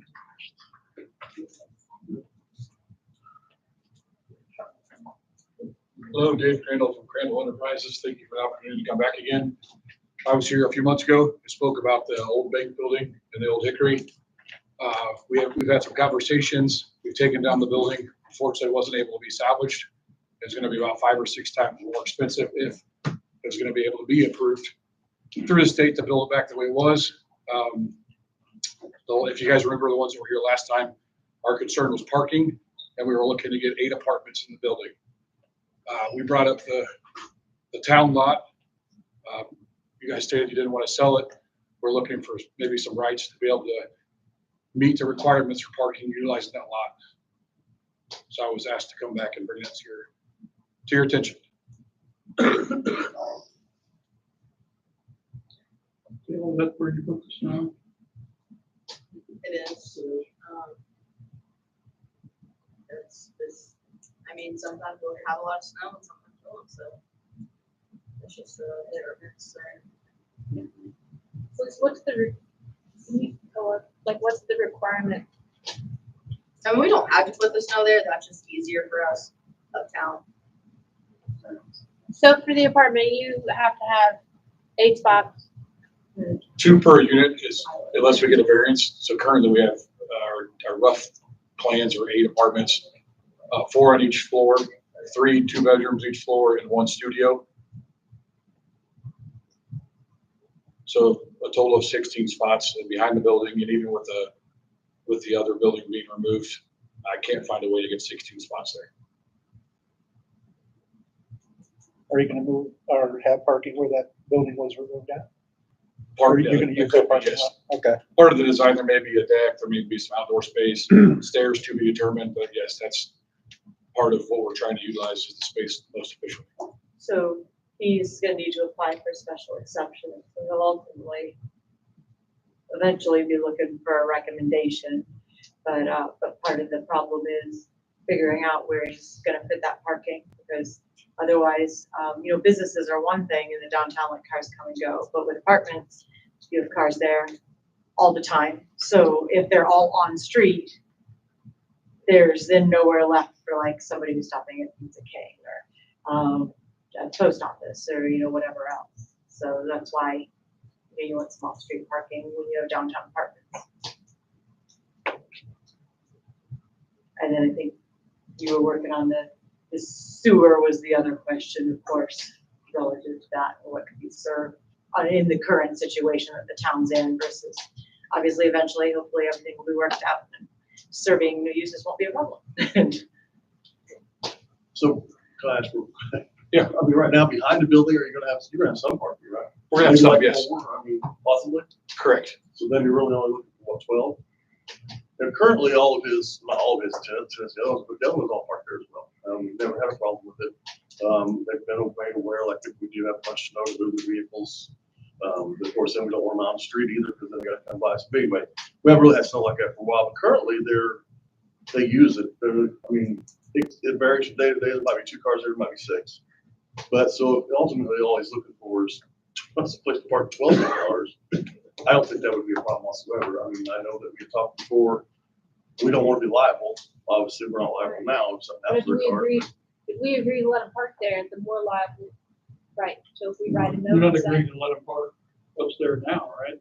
Yeah, I mean, they just do it. We don't tow them. The challenge for us in the area plan side is if there's nowhere designated for parking and then we add 16 cars to the downtown on the street, now your next use comes along, you do the next thing and next use. So Rossville actually did this. They have huge issues with parking up there because as each use came along, there was no planning really until maybe the last 3 or 4 years. And now it's like this catch-up problem where you're trying to figure out what to do with more vehicles because nobody made anybody before do anything with vehicles and there's just too many of them everywhere. So, the other towns don't have that problem right now, but it occurs when you put more and more development in the downtown and you don't have any conversations about where particularly residential parking But is you're gonna asking go. for a specific letter signed by us that says, No, we're asking for, well, I guess 2 things. Yes, he's got to account for his spaces somewhere. Because the problem is if people are just parking over there and there's no agreement, what happens if the town decides they're going to ban it? They're going to do something else. They're going to place, there's all of a sudden you have spots and now you have an approved use. So what? Now we have to remove his use? Like that doesn't, he has to have something, doesn't necessarily have to be from the town, but he has to have some kind of plan by which he has permanent parking, or permanent locations for parking, Right now, we don't. adequate for his number of units. But even if we do a lease, it's gonna expire. Yeah, it would need to be, I mean, if somebody brought me an agreement that says this lease is good for 1 year and then we don't know, like, I would probably have questions on that. And I have 3 days in August, September that they don't want Nobody's to gonna be park. parking. Yeah. Everything, they don't know that was it. Now, are you required you need like 2 cars for each apartment? yeah, and a variance might be a possibility, but if he has 8 units, 2 parking spaces isn't gonna cover it, no matter how you, I mean, we don't have train stations here, Well, I just people are didn't gonna have know, cars. it's like, each apartment on we got 2 parking spots. So That's the what way it the sounds ordinance like. is, it's 2 per resident, so you figure Okay. you have a couple, they each have a car. Okay. I think is the way in general. Now, some people have more cars, sometimes you have a family with 2 people and a teenager, they've got 3 cars. Then sometimes you have a single person with 1. So that's kind of what we're So, looking I at. mean, a variance request might be an option, but he's probably not gonna get a variance from 16 spaces to 2 spaces. I mean, he's still gotta figure out Right. how to show that he believes his parking is adequate, and then is he going to, like, if he only has 1 space per unit, is he going to then only rent to single people? Because I don't think you can discriminate Right, I understand. that way. So like, we have to figure out a reasonable balance to make sure that we don't create a You parking have to issue. be liable and responsible for. Can you include liability? I mean, I'm just curious, if you had some kind of agreement, can you include liability waivers? Because I know, like, I do other things with, say, boarding horses. And I mean, you can write liability waivers into agreements that make it clear what, now, you can't ever waive gross negligence. I mean, Rick can, like with horses, if I go out there and start shooting at my client's horses, I'm not getting off the hook in a court of law, no matter what they signed. But if their horse steps in a groundhog hole and breaks its leg and it was something that was a complete accident out of nowhere, those kinds of things are covered. Area around. We've tried everything so far. We've reached out to the fire department, we reached out to the church regarding that lot. We reached out to the telephone company, nothing. They own half that road in the back is theirs, all the way through all those 3 units. So we just have a little cutout behind our building and then where the old Hickory was. So we try to reach out to everybody in the vicinity. Realistically, if we do, let's say we acquire the lot by the food mart, I think people are gonna want to park closer anyways. Like people do now when they go to Pizza King, I go to Pizza King, sometimes I park my truck in that lot. Other people do if the roads, so I was trying to make sure we came and asked for permission in advance and had everything the area plan would want. I think Officer Dwayne's example, I think we can get more than 4 cars, so I don't think we need 12. But until we have it actually engineered, I can't give you a solid number. And you're not 100% sure if you're gonna have a full 8 units either, so that may reduce your needs. Want to see what you figure out with apartments first? I just don't know what, we don't really wanna agree to. But we're at a standstill. We can't go any further without getting 16 parking spots. So if we don't get 16 parking spots right before winter, then we'll have to knock the building down. That's kind of where we're at. Because we don't want to spend $40,000 or $50,000 to tuck point it without any type of commitment from the town. Our proposal of the 8 units, roughly $1 million. So I think that's probably going to help businesses around here and definitely tax increases in revenue. So not put pressure, but we need some type of commitment from the town in 30 to 60 days, realistically, or we're probably no longer interested. Will it take the whole lot or just a portion of the lot? I mean, town can certainly lease the property to them. I'm not sure you can say you can't have it during Old Hickory days, things of that nature. Well, I'm sure we can, because we've been, I don't know if you recall, but we let our lot this year, all the Hickory days we used. And any of the other tenants, like Officer Dwayne was saying, we had no problem. We had the tenants park elsewhere. We have minimal parking in the back, but if we were able to acquire the church lot, it's pretty close to still being away from what we need in the distance, which they may give us the variance to say, but same deal. If we don't do anything with it, we'd be more happy to let that continue to be used by the town as well. I don't think area plan is gonna be worried that if Old Hickory Days occurs and there's 3 days, like, I mean, somebody can seal their driveway and their cars have to park in the street for a couple of days. I mean, I don't think that I would consider that to be an unusual circumstance. I mean, he could have his own private lot and could unexpectedly have a sinkhole and people can't park there for a week or two. And I don't think we sit there at the BZA meeting going, well, we shouldn't approve this parking because there's a possibility at some point here or there could be a temporary, I mean, I think you just have to work through those things. It's- I mean, I'll be quite honest with you, if you had a full 8 units and they're all full, and even everybody got 12 cars, so you can make 6 parking spots back there, you're still at 6. There could be a weekend when these people have friends over, stuff, there's more cars than, I mean, I've never seen it full, or we've never had to move cars because of business. People are curious, they park on the backside, you know, and I don't, I mean, So you don't know if you're getting the church lot yet? I don't think it'd be a problem. That's why I say that. All the years been dealing with that and stuff. It's better for them to park there actually, because like I said, they're off the street and it does snow. You know, it gets too much snow, they might have to park out there, but I've only seen that once. You need the whole lot? No, I think, I mean, worst case scenario, we need 16 spots, but obviously minus whatever we can get on our lot. Yeah. I'd say You wanna have realistically, your attorney draft a proposed lease? We can act on sure. it. Get it to me. You got an attorney in Franklin? Several in Lafayette, but do you have one you prefer to work with or?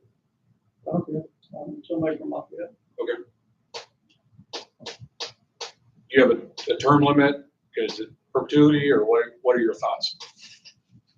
I don't know that they're gonna do it. I don't know that they can. What was I think that? anything over. Well, I think at the very least you want something that's gonna auto renew, that's not it has some kind of notice requirement.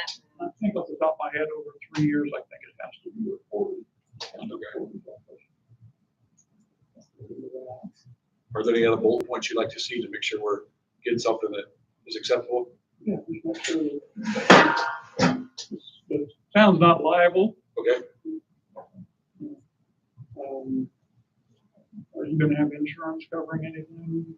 we don't require, but we recommend renters insurance, so they should all have auto insurance. We make them upload that on our portal with their license plates. So What about for the lot? You're renting the lot, somebody slips and falls. I'm sure I can have that as another location in my general liability. It won't cost anybody additional insurance. That would be no problem. You probably should have a clause requiring that be carried and the town get a copy. We're gonna have to come up with a lease. Well, I mean, For the lot. So if we're leasing the spots, then we'll be responsible with plowed snow, right? That could be put in the terms. We don't want the town to assume any extra cost or any liability. On the same token, we don't really want to assume any extra cost either. So we're hoping that the building and bringing more people and tax revenue is a benefit. So I don't know if you guys have a dollar amount in mind. I don't know if that's, a lot of these other ones I've done in other places, they see the benefit, so they're not looking to make money off that. I'm hoping we find other solutions, and then this is just a backup plan. But I gotta have a backup plan in order to pay an engineer and then get it to the state and keep moving.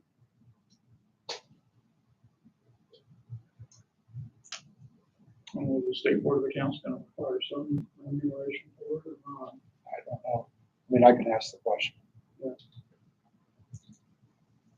But you have your way to draft something to get to Greg, and then they'll check the state board of accounts to make sure that it's something, make sure that we aren't required to Okay. get some amount. Or if you are required to, and the idea is to try to, have it mutually beneficial, you could always just pick a nominal amount. It's not, unless there's some law requiring it be market rate, but.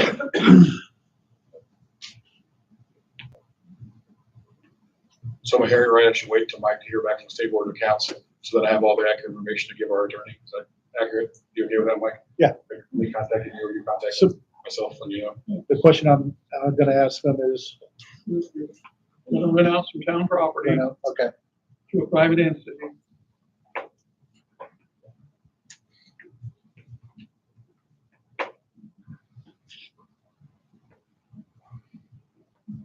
and if they have any issues with that. we're requesting parking rights. Does that require rent or not rent? And if so, is there a minimum amount or market value? Would probably be. Yeah, I'd probably specify it's parking as opposed to a tractor or something.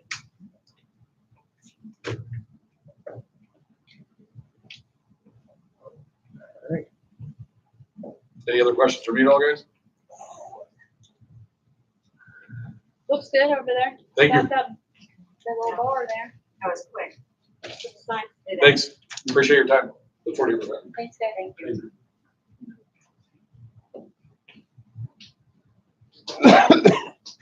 One particular here, we're talking about, I do think we should be charging some sort of fee, Yeah. but, I mean, And they're picky about using.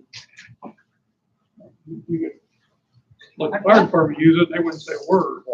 I'd rather just not, but I'd rather us just keep it as a keep park there or whatever and not be liable for.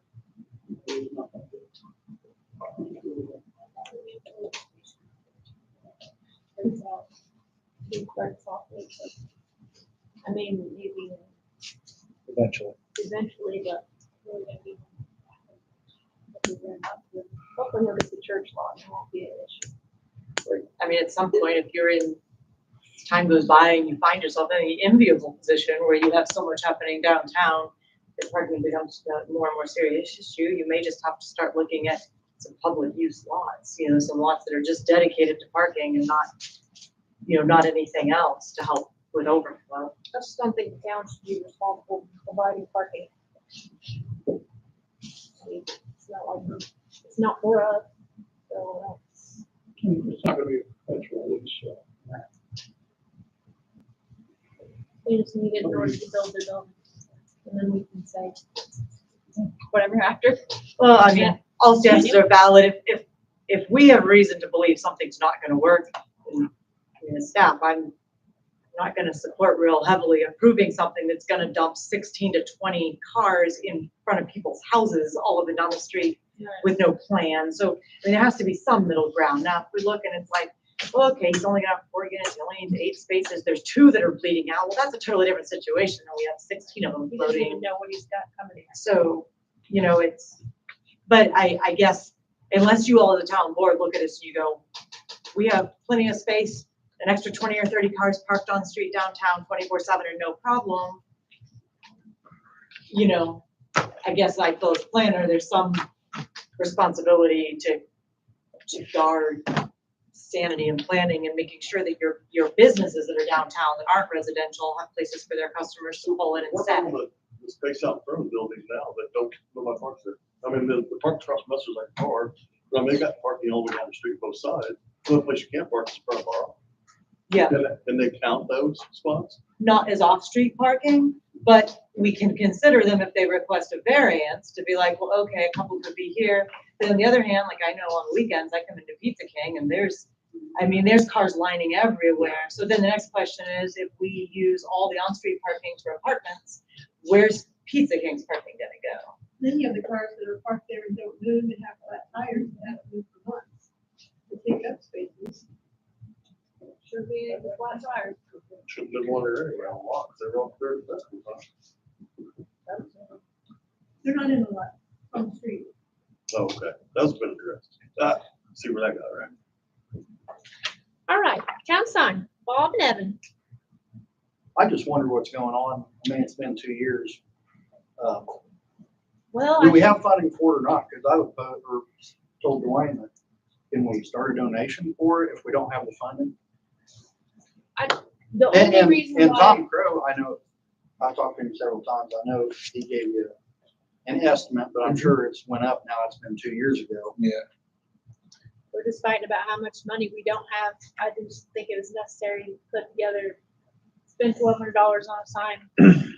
So, But that's something that's in the budget. I thought We we have- talked about calling the insurance company We did- that's what we're supposed to do. and haven't done that yet. I went to conference and forgot about it. It's been 2 years ago, they may not do anything. Like, you know what I mean? Right. Mhm. It's like, well, I mean, I'm happy to post on Facebook and if you create a donation, I'm sure it wouldn't take long because several people are, I want the sign just as much, but Yeah. we're haggling about how much money we don't have. It just doesn't seem I mean, like my, good spending. I mean, my, Do we? Or, I mean, you told Grandpa that. Yeah, there's money for it. I mean, we have a signage, budget and it's 2,500. I know Tom Crow, initially gave us a $1,400 estimate. So, I mean, we have money in the budget for signage. And I think, I'd hear a vote from the board whether we get the sign or we don't get the sign. So do we have somebody who's willing to do the sign? Well, Then put it back together? Tom Crow will. he said he would. I mean, we need to double check with him because that's been. He gave you price. Back there said she had somebody that did it. Where'd she go? You have the sign, you have it, I have somebody who is considering it, just needs to know the dimensions and the information to give you a quote. I'd say go Tom Crow first, and if he Tom won't do it, then go to that guy. Do both of them, see, I mean, how much difference there is, but the ones, Tom has all the dimensions probably. is Tom who originally did it? Yes, he originally done it and it's still, yeah, he donated first. And, I mean, it still looked brand new, whatever, 12, 15 years after he put it up. It would have lasted another 20 years. I hate to have a cheap one put up there and it looks like crap in 5 years and you gotta spend another whatever on it. If he runs out of money, we'll start a vote next, we'll put a can out. I bet you get more than that's furniture for people upset about it. Everybody I talk to, well, I don't know, I'm not on board anymore. I'll make a motion that we seek estimates for the sign and someone to make it. Second. Moving on one. All in two. All in favor? Aye. We had two. We have no reason. No, we had earlier in the year. I don't do that. No, that's different, sign, you signed it goes out there every time. It's the shape of Indiana. It says Colfax. Learned something about that, I thought you were talking about, it's like $1,200 to replace the Lafayette. The other place was metal and we wasn't gonna do that, Right. it would get recycled by So somebody. so while we're sitting here, what do you want as a sign? You want it to be metal? You want it to be Well, wood? we You don't want want it it to be? metal because it would just, Around. it'd end up in a recycle bin. Okay. So, I don't think that's the reason they cut it down, was to recycle it for money. no, I think they put it in. It's hanging in a barn somewhere. Somebody's got it. I mean, that would be at least my worry is a wood one or something is gonna rot in 5 years. Even if it's treated, it's not gonna hold up like that one did. I don't know if that one was 100% metal. Or Sure. if it was, Tom would know all that. I mean, he does all those signs. They're not all metal, but yeah, that would be wood. That was painted. I don't think the sign was wood, the post. Well, the post was metal too, but the post had been painted, but I didn't think the sign had been touched. I don't know for sure. Remember? Years and years.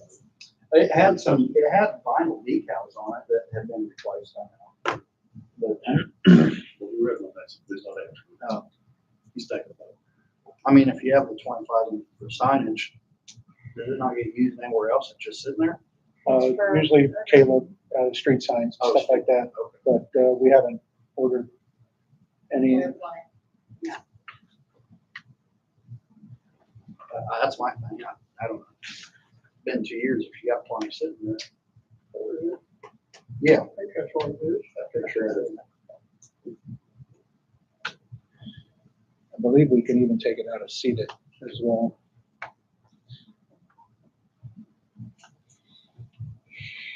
Do you have a picture of the sign? I do, at the office. There was a really good one that, what's not, you know, Facebook last night. Dodson, yeah, Jack Dodson. They started, didn't finish, started, didn't finish. I But at one point, in One of the time, original that folks was that's on going there. to, and then, do it, yeah. and then he got, I know, he moved. Then I had one other question, other than the sign. A couple years ago, I went around, I asked at the time Josh was still here about trimming alleyways. It helps a bunch when we deliver gas, so it doesn't scratch the crap out of all the trucks. They're starting to get pretty bad again. Can we trim? They just had. I don't even mind offering the go help cut it down as long as somebody picks the brush up. But I know last time I done that, I just text Josh and asked him, he said, yeah, And a lot of people were calling in up to the clerk's office or whatever saying, why is people cutting on my trees or whatever? So I don't want to just go out and do it, but Right. I wouldn't mind helping trim some. I just, Kayla just have, someone come to trim for the school buses. So is there particular ones that you know? I mean, it's not the main roads, it's the alleyways more in, because we go down a lot of alleys behind people's houses and stuff. I could make a list and give you or Dwayne or somebody. So there was a couple of them already took truck down. Yeah, a couple of them are really bad. I mean, Well, one we off could top. ask, but the alleyways are good. Yeah, but I mean, I'm not a town employee. I don't want to just be, I don't want to get shot really. Right? I don't mind offering to help, but I don't really want to pick it all up or whatever. But, What did you use last time? I got a pole saw. I just walked along and put them in piles right off the side. I didn't leave them laying in the middle of the alley or anything. I just piled it up. And Kayla and Josh came and got it a few days later or whatever. It wasn't very long. Then the only Does other, the town have access to that, like, like they do in the front? You know what I mean? Like, all the Yeah, alleyways If they're are hanging in the alley, then they belong to us. town. So, right. And I know this, Yeah. we can come over this winter and help you get them trimmed up. Right now, even with school buses, but Max and I started today, we still can't reach them, so we're gonna have to call the tree service to get those, so. I mean, we can look at the ones you got. Do you guys have a know, pole guys. saw? He's got a pole saw, Well, we do, but they're, still too far.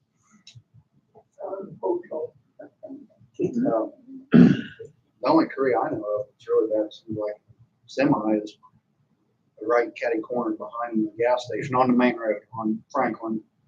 If there's Lenahans are coming this way, and I'm coming this way, school bus, whatever, Oh, you gotta stop. And, what's their name? Rod? Yeah.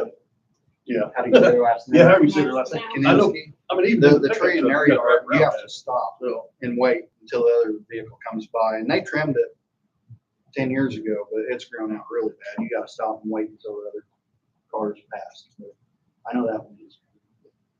they're all on the list. If you want to get the list On alleys. on Yeah, the alleys, Yes. that way when Kayla has them come. yeah. I don't mind going and helping trim them. If I have When to. you get, when you get off work. Jason paid me last time. I told him, and I done it while I was at work. So it doesn't matter. I mean, I can help at some point do it. I just don't want to go do it, get in trouble. Is there a day that Whenever, I mean, whatever works for you want to them or whatever. get a little Kayla, like while you're on? Yeah. She'll go with you. yeah, I think they can do, Duke's contractor. Came through last year. Last year they done a bunch. That was my only question. I mean, I can talk to Kayla. I just don't want to get in trouble and No, make I sure don't know, because they belong to us. they're on town They're on property. town property. But I know last time a lot of people called in up to the clerk's office complaining No, about sorry, it. I know. town property, but, I mean, if you want to get with Kayla and help her, Yeah, I will. do that. Yeah. Good. Anything else? Oh, Tom Crow said he's gonna check the guy that made it to see if he'll still do it for us, and let me know in a couple days. Okay. And in the meantime, we will Check with the insurance. check with the insurance and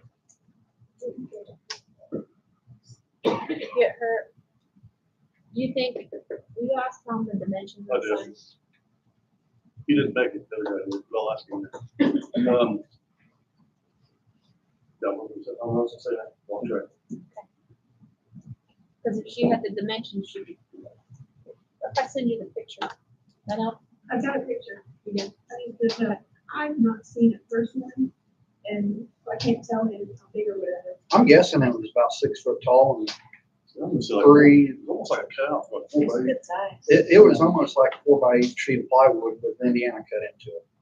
Something like that. He's not from Colfax, he's from Mulberry, he works at Prairie, and he does all the signs with poles going up and down, for the kids for the sports. Patrick, Simon? Yeah, yeah. Yeah.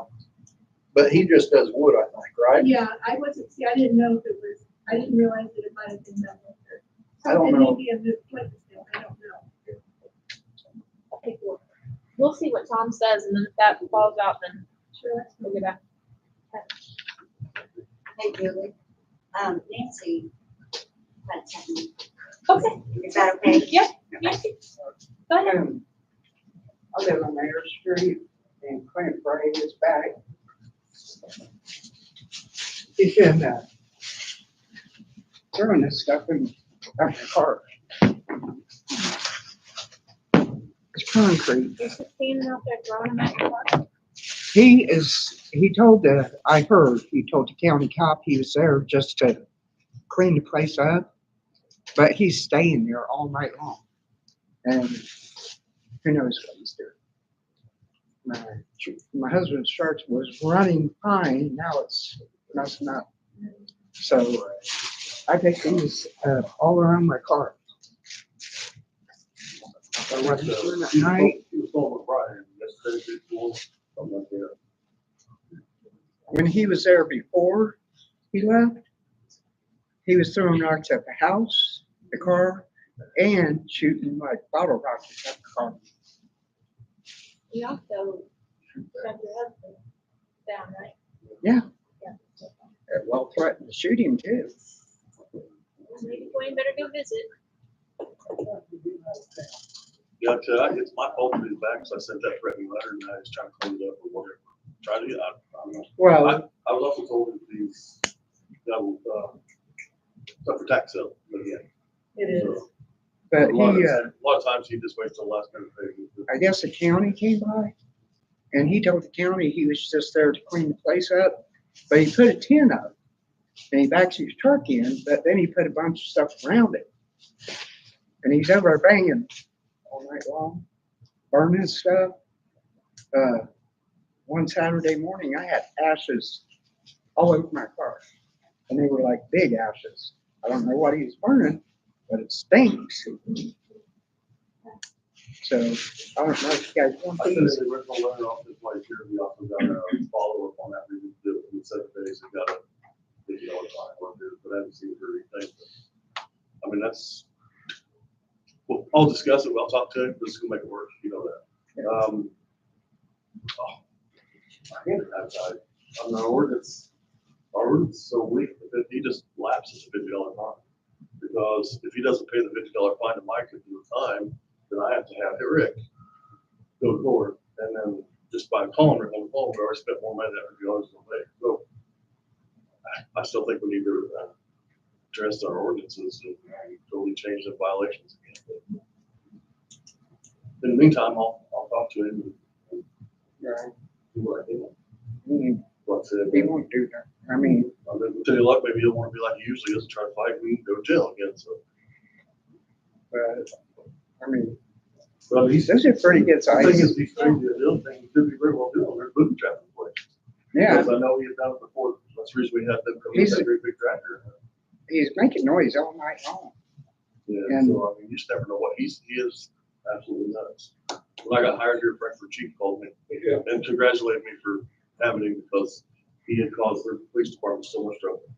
He would follow them all around, they're off duty, take pictures, and, I mean, just harassed. I mean, when we first moved in 2010, he was nice to us. And like Rick helped him get his car going. And then 2 weeks later, he's out there cussing Rick, shooting, and all kinds of stuff. He's not right there.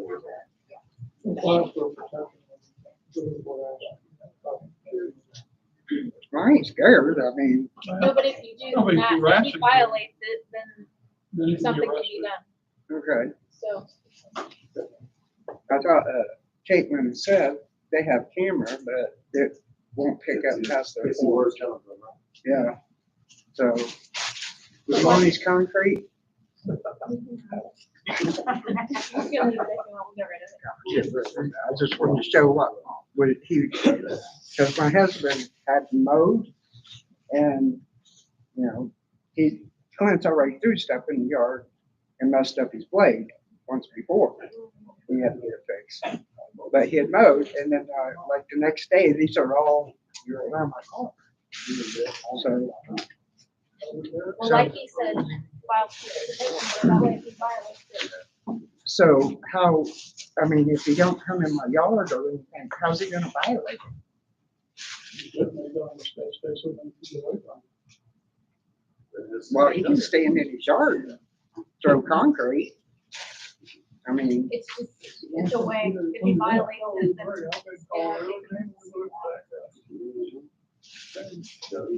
Yeah, I mean, I would strongly suggest that, you know, with the incident that you came to my house reported over the weekend. You know, we documented, so. then that's another. I mean, can he camp there, like, in a tent, when the house Well, is, it's his property, and he's adult, there's no children there, there's nobody's injured, I mean. he was dumping, well, he's, you know, in the bucket, Right, yeah. dumping it in Mikey's yard. I'm not sure if he did for years, he actually lived there, because he had that water and sewer for years. At least, yes, they wouldn't have the kid there, they wouldn't do anything, he's in those places. I mean, yeah, well, before he moved, when we moved, he had a dog out there, had him chained up, was feeding him strawberries and mushrooms. Wouldn't feed the dog, because he wanted to make him meat. And, you know, threw some food up, but then he came beating on the door, cussing, you feed my effing dog. You know, it's, so, Well, Dwayne will have, go see him and then make sure you go get your. okay. All right, thank you. You're welcome. Have a good night. You too. Well, anytime you find something like that, let me know. Let me know every time you find something like that, so we can look at it. Okay.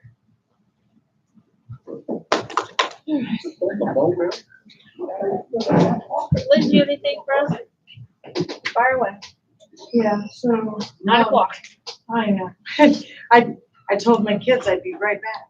And, Night. I know you. they do know me. Okay, so I have gotten some contact from DNR, as there's been some changes in, you know, administration and stuff at the state level. They've been going through some of the assets that the state has.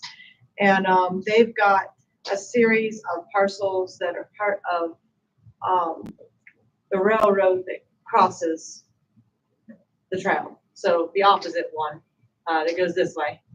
And, they've got ownership of them. They would like to see if the town would be open to having them deeded to the town. They're not wanting any money for them, but they would like the town to use them for recreational or public use. One of them is right behind your water plant, adjacent. And some of them come through downtown. And there's one that's actually outside of the town limits a little bit that touches county road. So there's, looks like 1, 2, 3, 4, 5, 6 parcels total. Of course, they're all linear, this rail.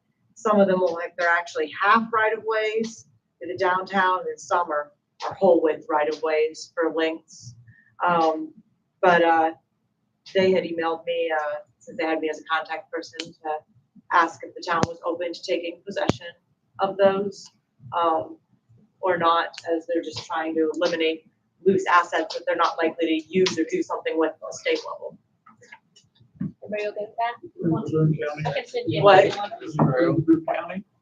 No, these aren't in Boone County. I don't think they. These are, all but one of them is inside the town limits.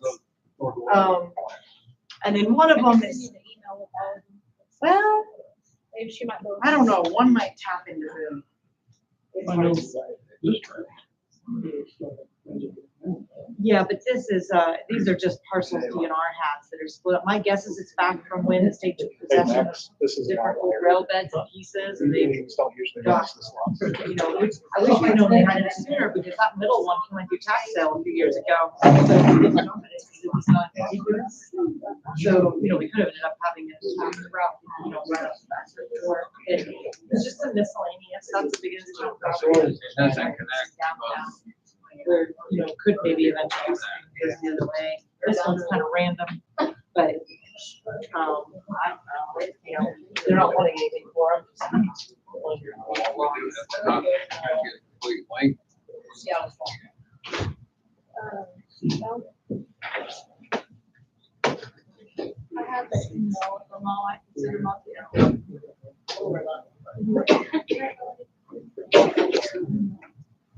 It's not the wastewater, it's the water. It's from right there.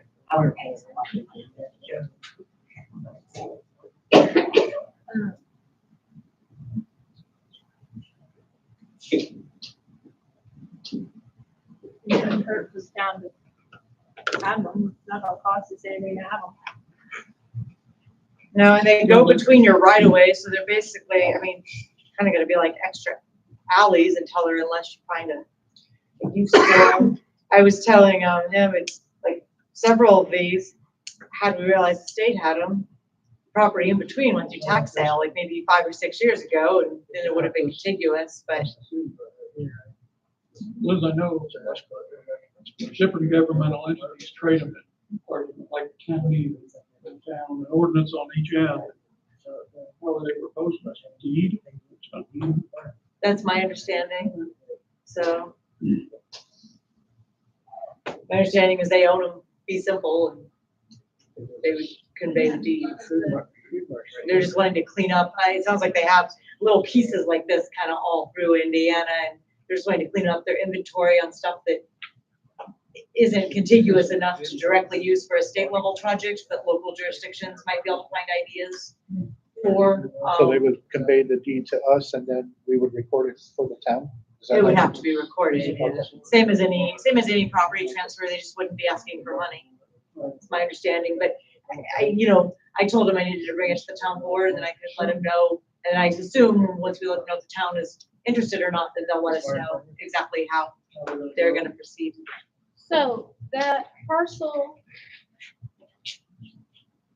2, Yep, the half right away. It's actually 3 different parcels that are on, it looks like, D2, but is that on Main Street? it looks like, one runs partway back behind, it hits all apartments now, and then, There's this parking spot. We're selling. well, it's non-adjacent, but if it's got enough depth, maybe. Let's go ahead and take those. You're gonna have to make sure the other side has enough depth for properties though to still get access. I don't know exactly what the dimensions of that are, but those buildings do use rear access on several of them. You wouldn't be able to cut that off. Okay, what do you need from us to? Just whether, if you're interested, then, and the town wants to pursue that, then I need to email the state back and say, hey, we're interested. What are the, how do we need to walk through this to get it done? Or if you're not interested, then I need to let the state know, nope, your problem, sell them, auction them, whatever you want to do, but the town doesn't want it. What do you guys want to do? You want to keep them or you want to? I'd like to make a motion of say we're interested, please, and go from there and see what come back. Corey on 1, Heather on 2, all in favor? Aye. All right, motion passes. Let's keep going. I think that's a solid plan. I mean, those being old railroad, you're not getting tax revenue off of them anyway right now, so it's just additional space you have to do things with. Got anything else? I don't have anything else. Perfect. I'm good. Are you offended if I cut out? Nope. All right. Thank you for coming and Thank you. telling us, and I'll share the emails with them so they know where the property is at. Okay, and then I'll let you guys know what the state says. So, Perfect. All right, as you guys know, last week I went to my SBOA mandated conference. And we had a lot of things we covered in there. One of them was one of the SCA, that 95 with the training of the marshal and stuff like that. They covered that. But one of them was public access laws and open door laws. And the text that we got from Julie about hiring Max outside of a meeting, I brought the question up because I didn't know. I'm always learning in this position. So Mitch Wilson, who is the SBOA, one of the auditors, said that would have had to been done in at least an executive meeting. Larry was hired outside of the meeting. Well, then that was done wrong too. So, but at the very least, it needed to be done in an executive. It's just future reference stuff, guys. It's nothing that I'm going to get too crazy about. Moving forward. Moving forward, old business. Require a motion to accept, not accept July 15th board meeting minutes. Would anybody like to do that? Corey on one. Chris on two, all in favor? Motion passes. Would anybody like to make a motion to accept or not accept the July budget meeting minutes? Heather? Heather on one. Chris on two, all in favor?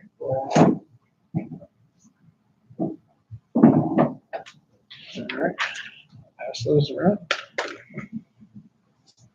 And we're doing the agenda a little bit different. You know, when I was going through old minutes, you guys used to do the financials right at the beginning. I'd like to get back to that because it's a lot of signing, and then we can jump into the town business, which hopefully we can get through really quick. And then would anybody like to make a motion to accept financials or not accept? Or if you haven't had a chance to look at them, you can take that time.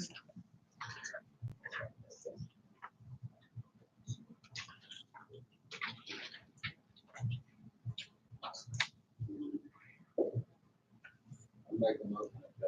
Chris? Chris on one, Second. Lori on two, all in favor?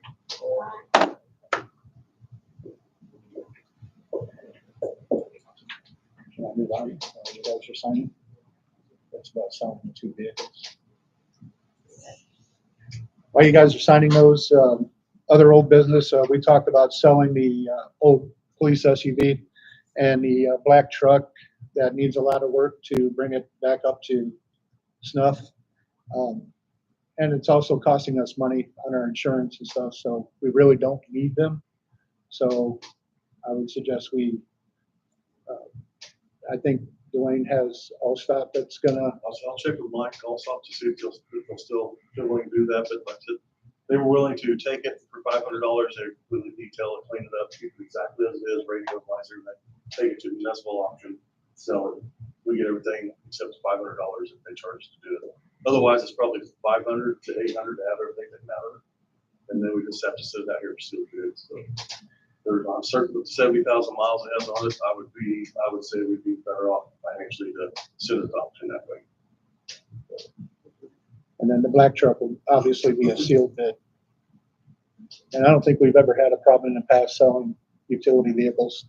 I think someone's always. Get a certain number or something. But Yeah.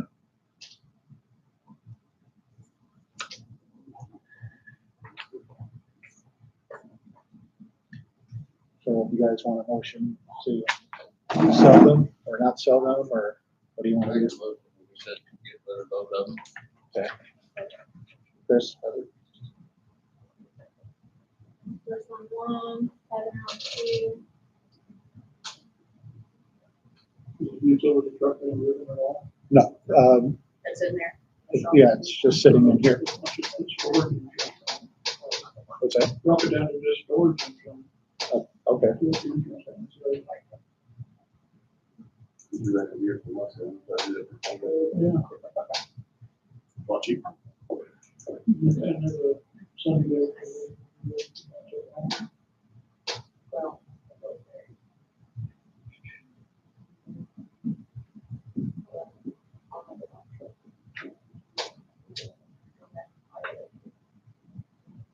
Okay, and as you guys are still signing, the tip of the spear, we've talked about this, quote came back about $5,000 over. Dwayne did get a donation from Jackson Farms, 2,000, so we're still about 3,000 shy of the additional appropriation that we did for it. So I'm going to exhaust the rest of the Lowit budget, and then I think Regina and I were talking about taking it from the utility side of where they were getting their money to do their vehicle. And I think it came in lower than what I'm was. not sure if bill is it's done today, it's done Yeah. today, so they should email me a bill or you, bill here, there too. You just say something. You need to- No, I'm just letting you know how that's gonna go through. Digital sign, the one that the trail was so gracious to pay for. Well, the company that wants to do the brickwork to put it in, that sign is only one-sided. So we need another sign to put on the other side so they can see it from both sides, They just hanging on the side of the office. on the side of the building. Is that what it is? I don't think You said it- trail, You said it had to be hung up. yeah, but no, we were gonna put it in brick. I I thought. know, Kayla told me that it's only on one side and then it would have to be hung on the side of the building. If we didn't get another sign. Well, I don't think Liz would go for that because So is Liz gonna pay of the trail. $3,500 to get another one? I don't think so. I think that would be on the town. But that's something we can put in the budget next year if we want.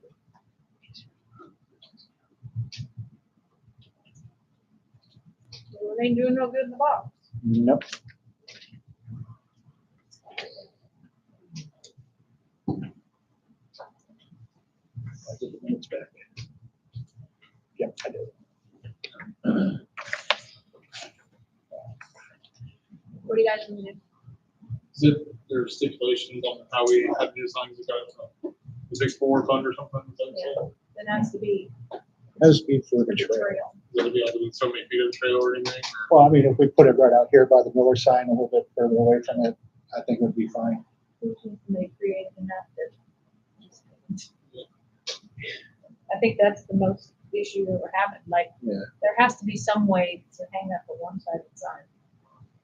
I mean, that's what you guys want, then I can reach out. Let's see, About Instead of hanging- maintenance, instead of brickwork, if you guys want hung up. let's just figure out a way to hang it. I don't think, I'll email Liz and see if we can't hang it on the side of the building or something. And still be used, I mean, we could still put trail you know, information and stuff on it. let's figure out a way to just move the one sign. We don't have the money All to right. buy another sign. Next thing is I'm gonna need an ordinance, for that police donation, to receipt it in. Well, yeah, no, I mean, I would love to make it a donation fund. So that way, whatever, whether it be police or utility or somebody or a sign, someone wanted to donate money, so we just put it in a donation fund and then we can use it for whatever purpose. Or resolution. I think when I was at my conference, I was asking other clerks and how they did it, and one said an ordinance, but. So we need a motion, I think just a resolution would do so a motion to create a A resolution for for a donation donations. fund, yeah. And I'll have to get with you on the, number, I think we're up to 4, I believe. it. You know what number you're gonna push me to call? It's, no, it's just gonna be a regular donation fund.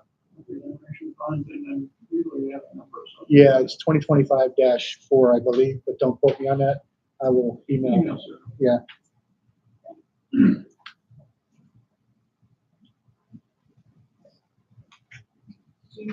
We need to make a motion for the resolution, or no? I'll just put there. And then we can. put that in there. Yeah. All right, J.R. Robinson, Yeah, you have the floor, sir. oh, I just wanna, we're gonna do a concert, we get permission to do use the, Fort Miller parking lot area. Absolutely. Next to the clerk's office. What's that? Next to the clerk's office, right? Yeah, where it used to be all. Yep. Yeah. Across the street from Pizza Hut. Or Pizza What's your date? You got a date in You have mind? a date? You think? You have a date? Taking the 19th September. September be on 19th. Friday. So they're all booked on Saturday, so. Friday, September the 19th. Nobody. Huh? You said, September. oh, you just said December. You said November before that. Make up your mind. What's the name of the band? Probation fair. Foundations. What do you guys have up there for Is there any purpose or just for just doing it? Do it. Just to do it? Okay. What time? I gotta get, he gave me the dates that he's available, I'm not even what we're picking, I gotta get back to them and see the time frame. Do you need the time now? They're over than me, so I don't know, that'd be going home pretty early. Or if you just let me know, we can I'll put it on the Facebook page. If you let me know when, I'll put it on the Facebook page. Okay. We got that. I got you. Yeah, we'll do that. You got contacts for out, courthouse?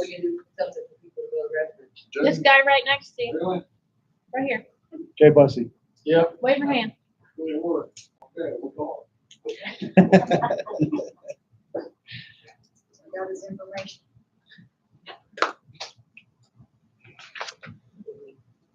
Legal business, what you got, Rick? Before you do that, I hand wrote in a complaint that was written from an anonymous resident that called me. I don't know how these guys find my stupid number, but they do. But they complained about, they were out and about and seen Dwayne in a truck doing security work, and they were just upset about it, using the town taxpayer dollars doing that.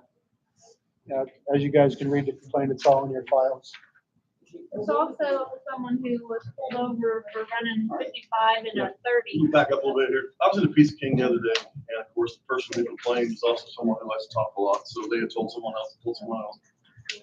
Long story turned out to be a blacker, we know that, okay? But this particular man has an $80,000, $100,000 truck from the fire department Lafayette that he drives home and drives everywhere personally. So I'm really, it doesn't even live in town, I'm really confused on why they think it's necessary to complain when he's doing the exact same thing. So, and I've done it for years. I I mean, don't know. Every law enforcement drives 30 vehicles. I just talked to Chief Shoemaker this evening. He's working part-time in Indy right now. Everybody. I mean, I know you guys think, or someone thinks 65,000 is too much, but let me tell you, the cost of living right now. We've got teenagers, volleyball, you know, so I'm working extra, and I'm not doing it just because I'm out there loving it, having fun. I'm doing it so I can pay our bills. Say I'm 55 years old, I gotta save money. $65,000 a year don't cut it. I realize I pay too much for you, test for the whatever. But still, even if I wasn't to be paid less, I still have to pay something. So I've done it since I've been here. Bob wanted to stay and tell that story, but when I got hired, I was given use, and so was Steve, the use of the vehicles, off duty, not working, whatever. As long as we weren't doing anything stupid, going to bars or taking on vacation for it, and like that, really always been allowed to do. It was in compensation for no insurance and really no benefits in that. Other than PERF. I don't know much about PERF, but if I try to retire to PERF, I'll enjoy my first 10 days and be about it. So, obviously, if we're tucking away and saving and stuff, and this is just a way of making extra money. So you put the gas in or the town paying for fuel? I do it sometimes, but not always. But none of the other departments do. So, I mean, it's just part of the perk of having the vehicle. And it's not like In Annapolis, they had people using the gas pumps and use their own cars and just pumping gas from the city into it. They had to put a stop to it because they used it personally. Yeah. But I mean, even IMPD, I know I work with a ton of people in IMPD, they use their gas card to pay for the gas in their cars and never off duty. It's never been an issue.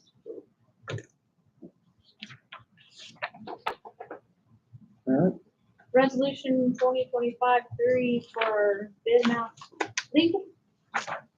Yep. You got it? Yes. Ordinance for stop sign Franklin. I got that as well.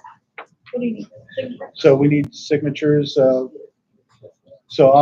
guess I have to read it, right? The resolution.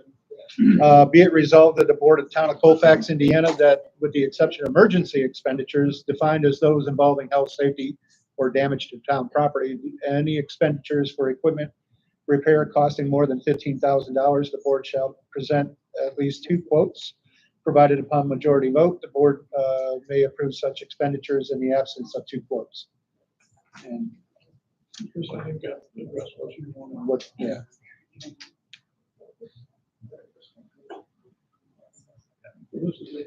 This sign, yea or nay? Yeah.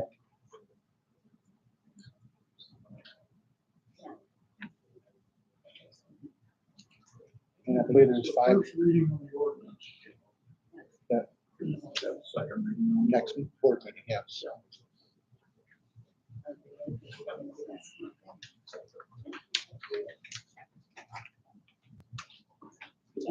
Short.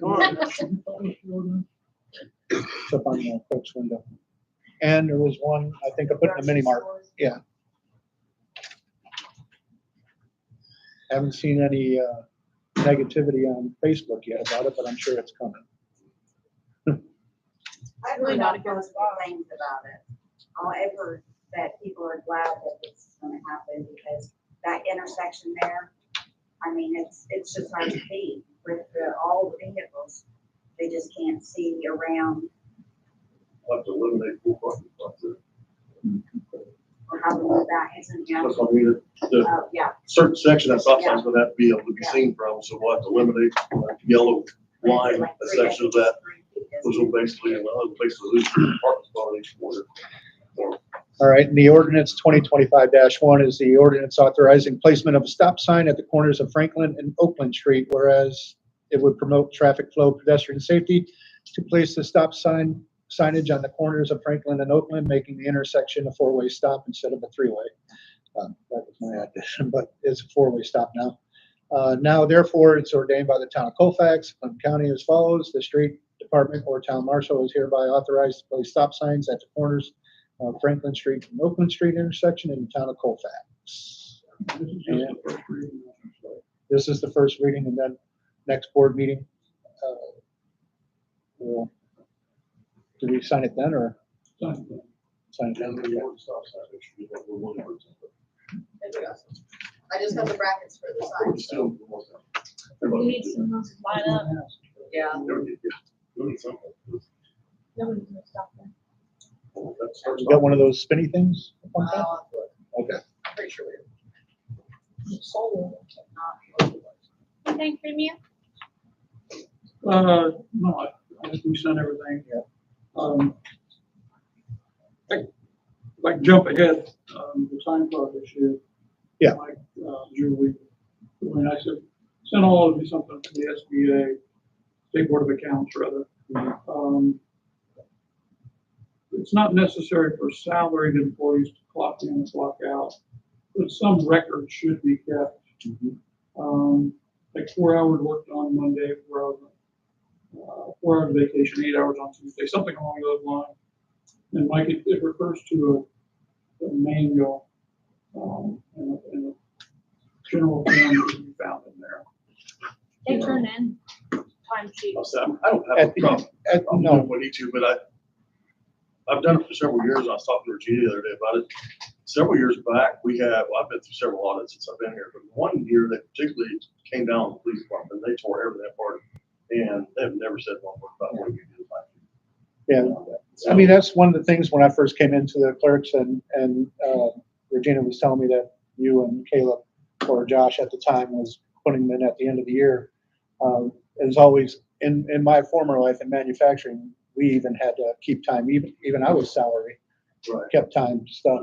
But I talked to Mitch Wilson again, one of the auditors over at SBOA on the phone, and he said, we could put it on SBOA, but it was just a supporting document for when we do payroll. And when they come in and audit, I don't know, it's going to be my first audit. We're going to have one shortly because of this grant and stuff. And the loan that we got, we're on a biannual audit. So not only will I get one this year, but in another 2 years, I'll get another one. So, but it's just a supporting document that I do with payroll. And that's all Mitch said, that, put it on SBOA. That's what they're requesting. The timesheets I use, it's actually, there's 2 weeks per page. And I can Yeah, I mean, the time card we have are even if we double don't sided. do the time card, I can give it to you there at the end of those 2 weeks. And Yeah. and I don't have on that, I'll keep copying, you have copy. That's for documentation purposes, I don't have that, so. And you turn one in anyway, right? I have not turned in No. a time sheet, just at the end of the year. Like Dwayne, like, she keeps a computer where she keeps track of her hours and then turns it in at the end of the year. It also says department heads are supposed to sign off on it. Right. And they do when it's in the APVs, all the payroll. So they actually do sign off on them. So we're not gonna wait for our calls. No. Okay. Well, I mean, it's up to you guys. If you want time clocks, we can do time clocks. If not, we don't. Mike, you might look at that general form. I will.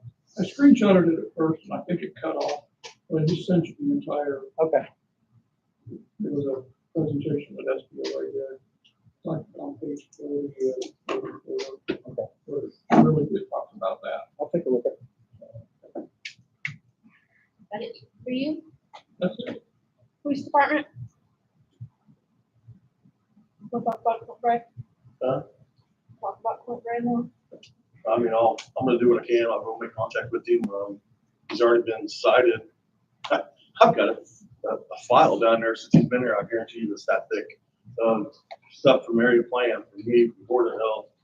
I mean, he just, unless, well, like we did the last time, we had whoever that was, the company there, trash company, whatever that was, Frankfurt. They came out with their big front loaders and just dug stuff and cleaned up. In the time I've been here, we've torn down 2 houses besides that, plus that trailer that way. You wouldn't have to get down to it, but then we're spending $20,000, $25,000, $30,000 whenever we Clean up this trash. yeah, just to clean up someone else's trash. So, man, we've been to court with Bray. He'll show up, he'll say what he's gonna do, and he just has to do it. And then we're out more money, and we're gonna go back again.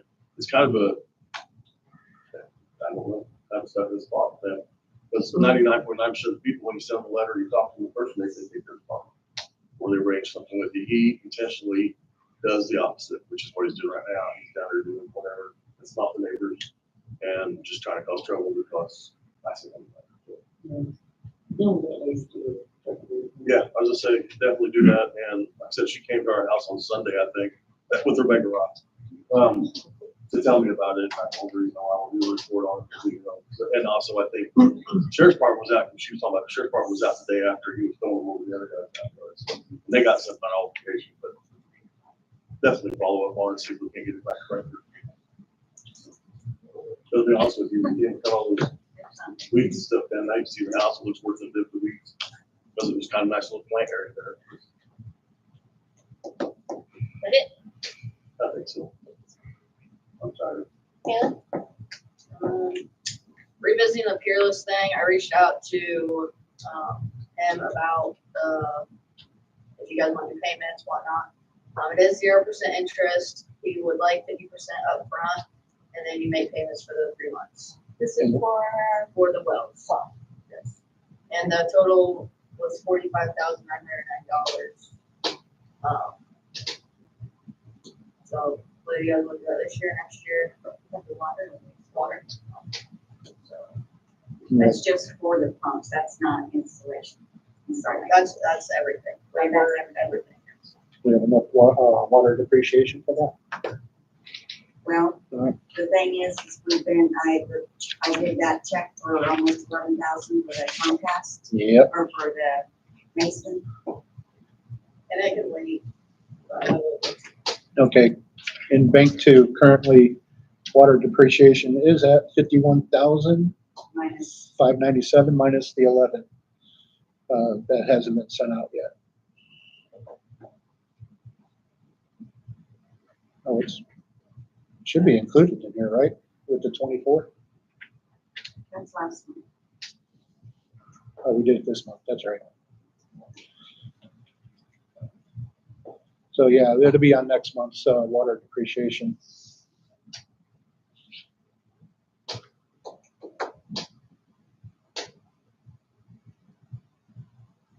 So there's no other place we can grab that from, right? Unless we do it from utility operating. Yeah. You have them now, you don't want to get too low on that Right. operating. No, I get it. You just, you always have to have some.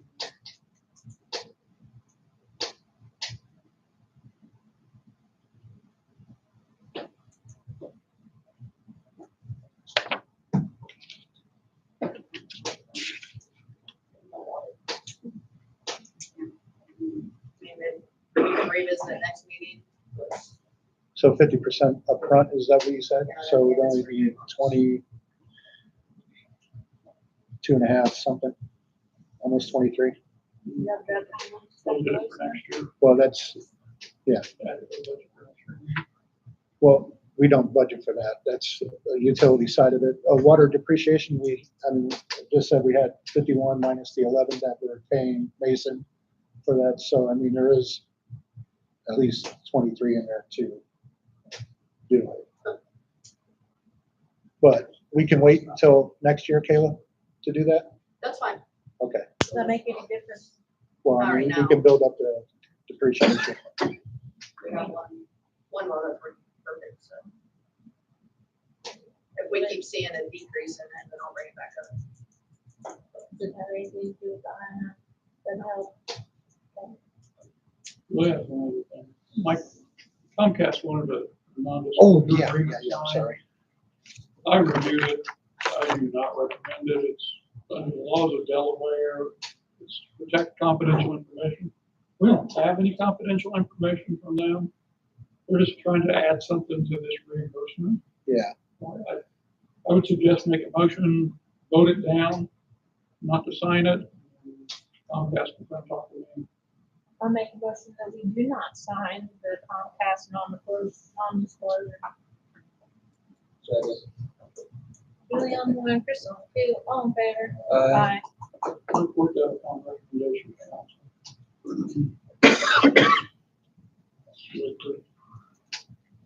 Recommendation of council. I will email this guy back and I'll include Rick if you want to be included in it. And let him know that they voted it down and to get with you and kind of figure out, and their lawyers to figure out what needs to happen after that. Write it, he said, write it at recommendation of council, not just that. So made a motion at recommendation of council. Not sign contract.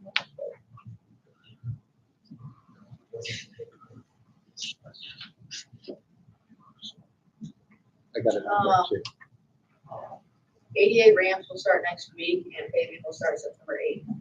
So I'll get with Dwayne or both sides on the card 88 ramp when?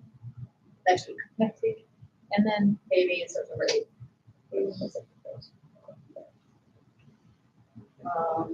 And the only other thing I have is we hired Max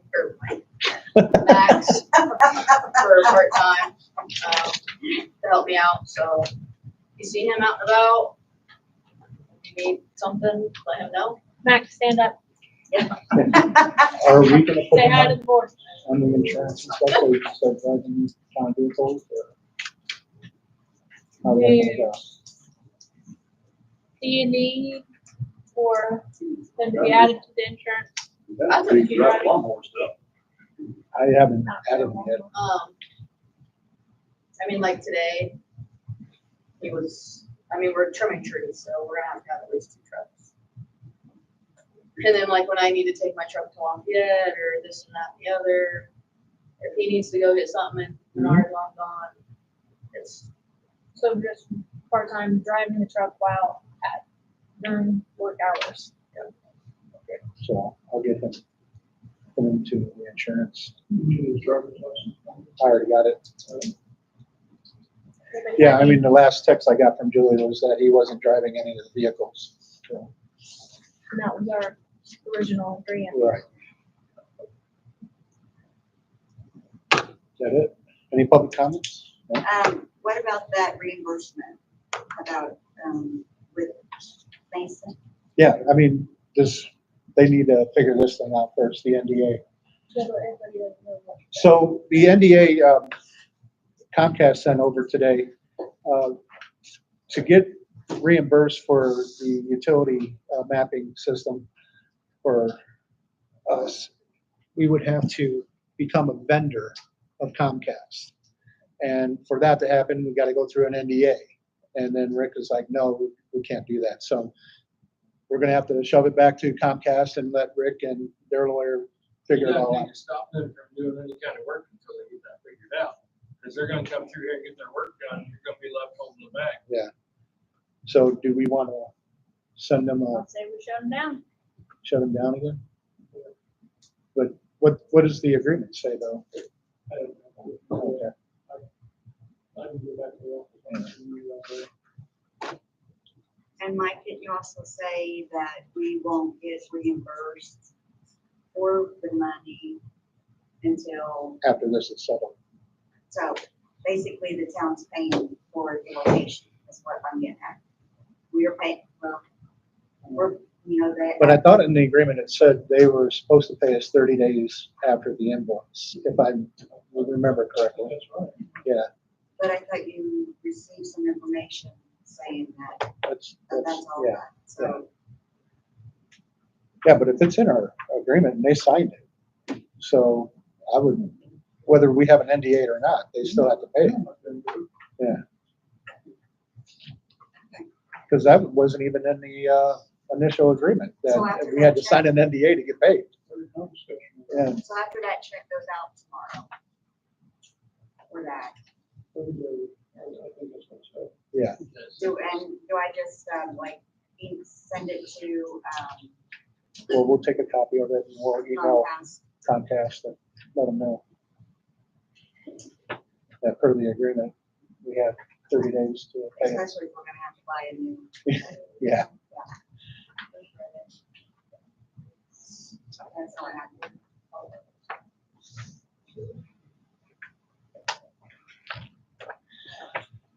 all right. Real quick, where would you guys like to sign on the building? Because Jay says he can do it. He has a basket lift. Where on the building would you like it? Can I get with Liz first and find out if that's gonna be okay? Do you want, oh, yeah. I gotta check with Liz, make sure that's gonna be okay. I think it might be, as long as we still scroll trail information on it.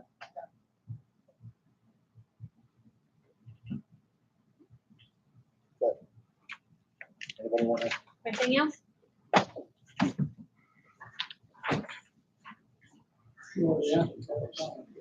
Yeah.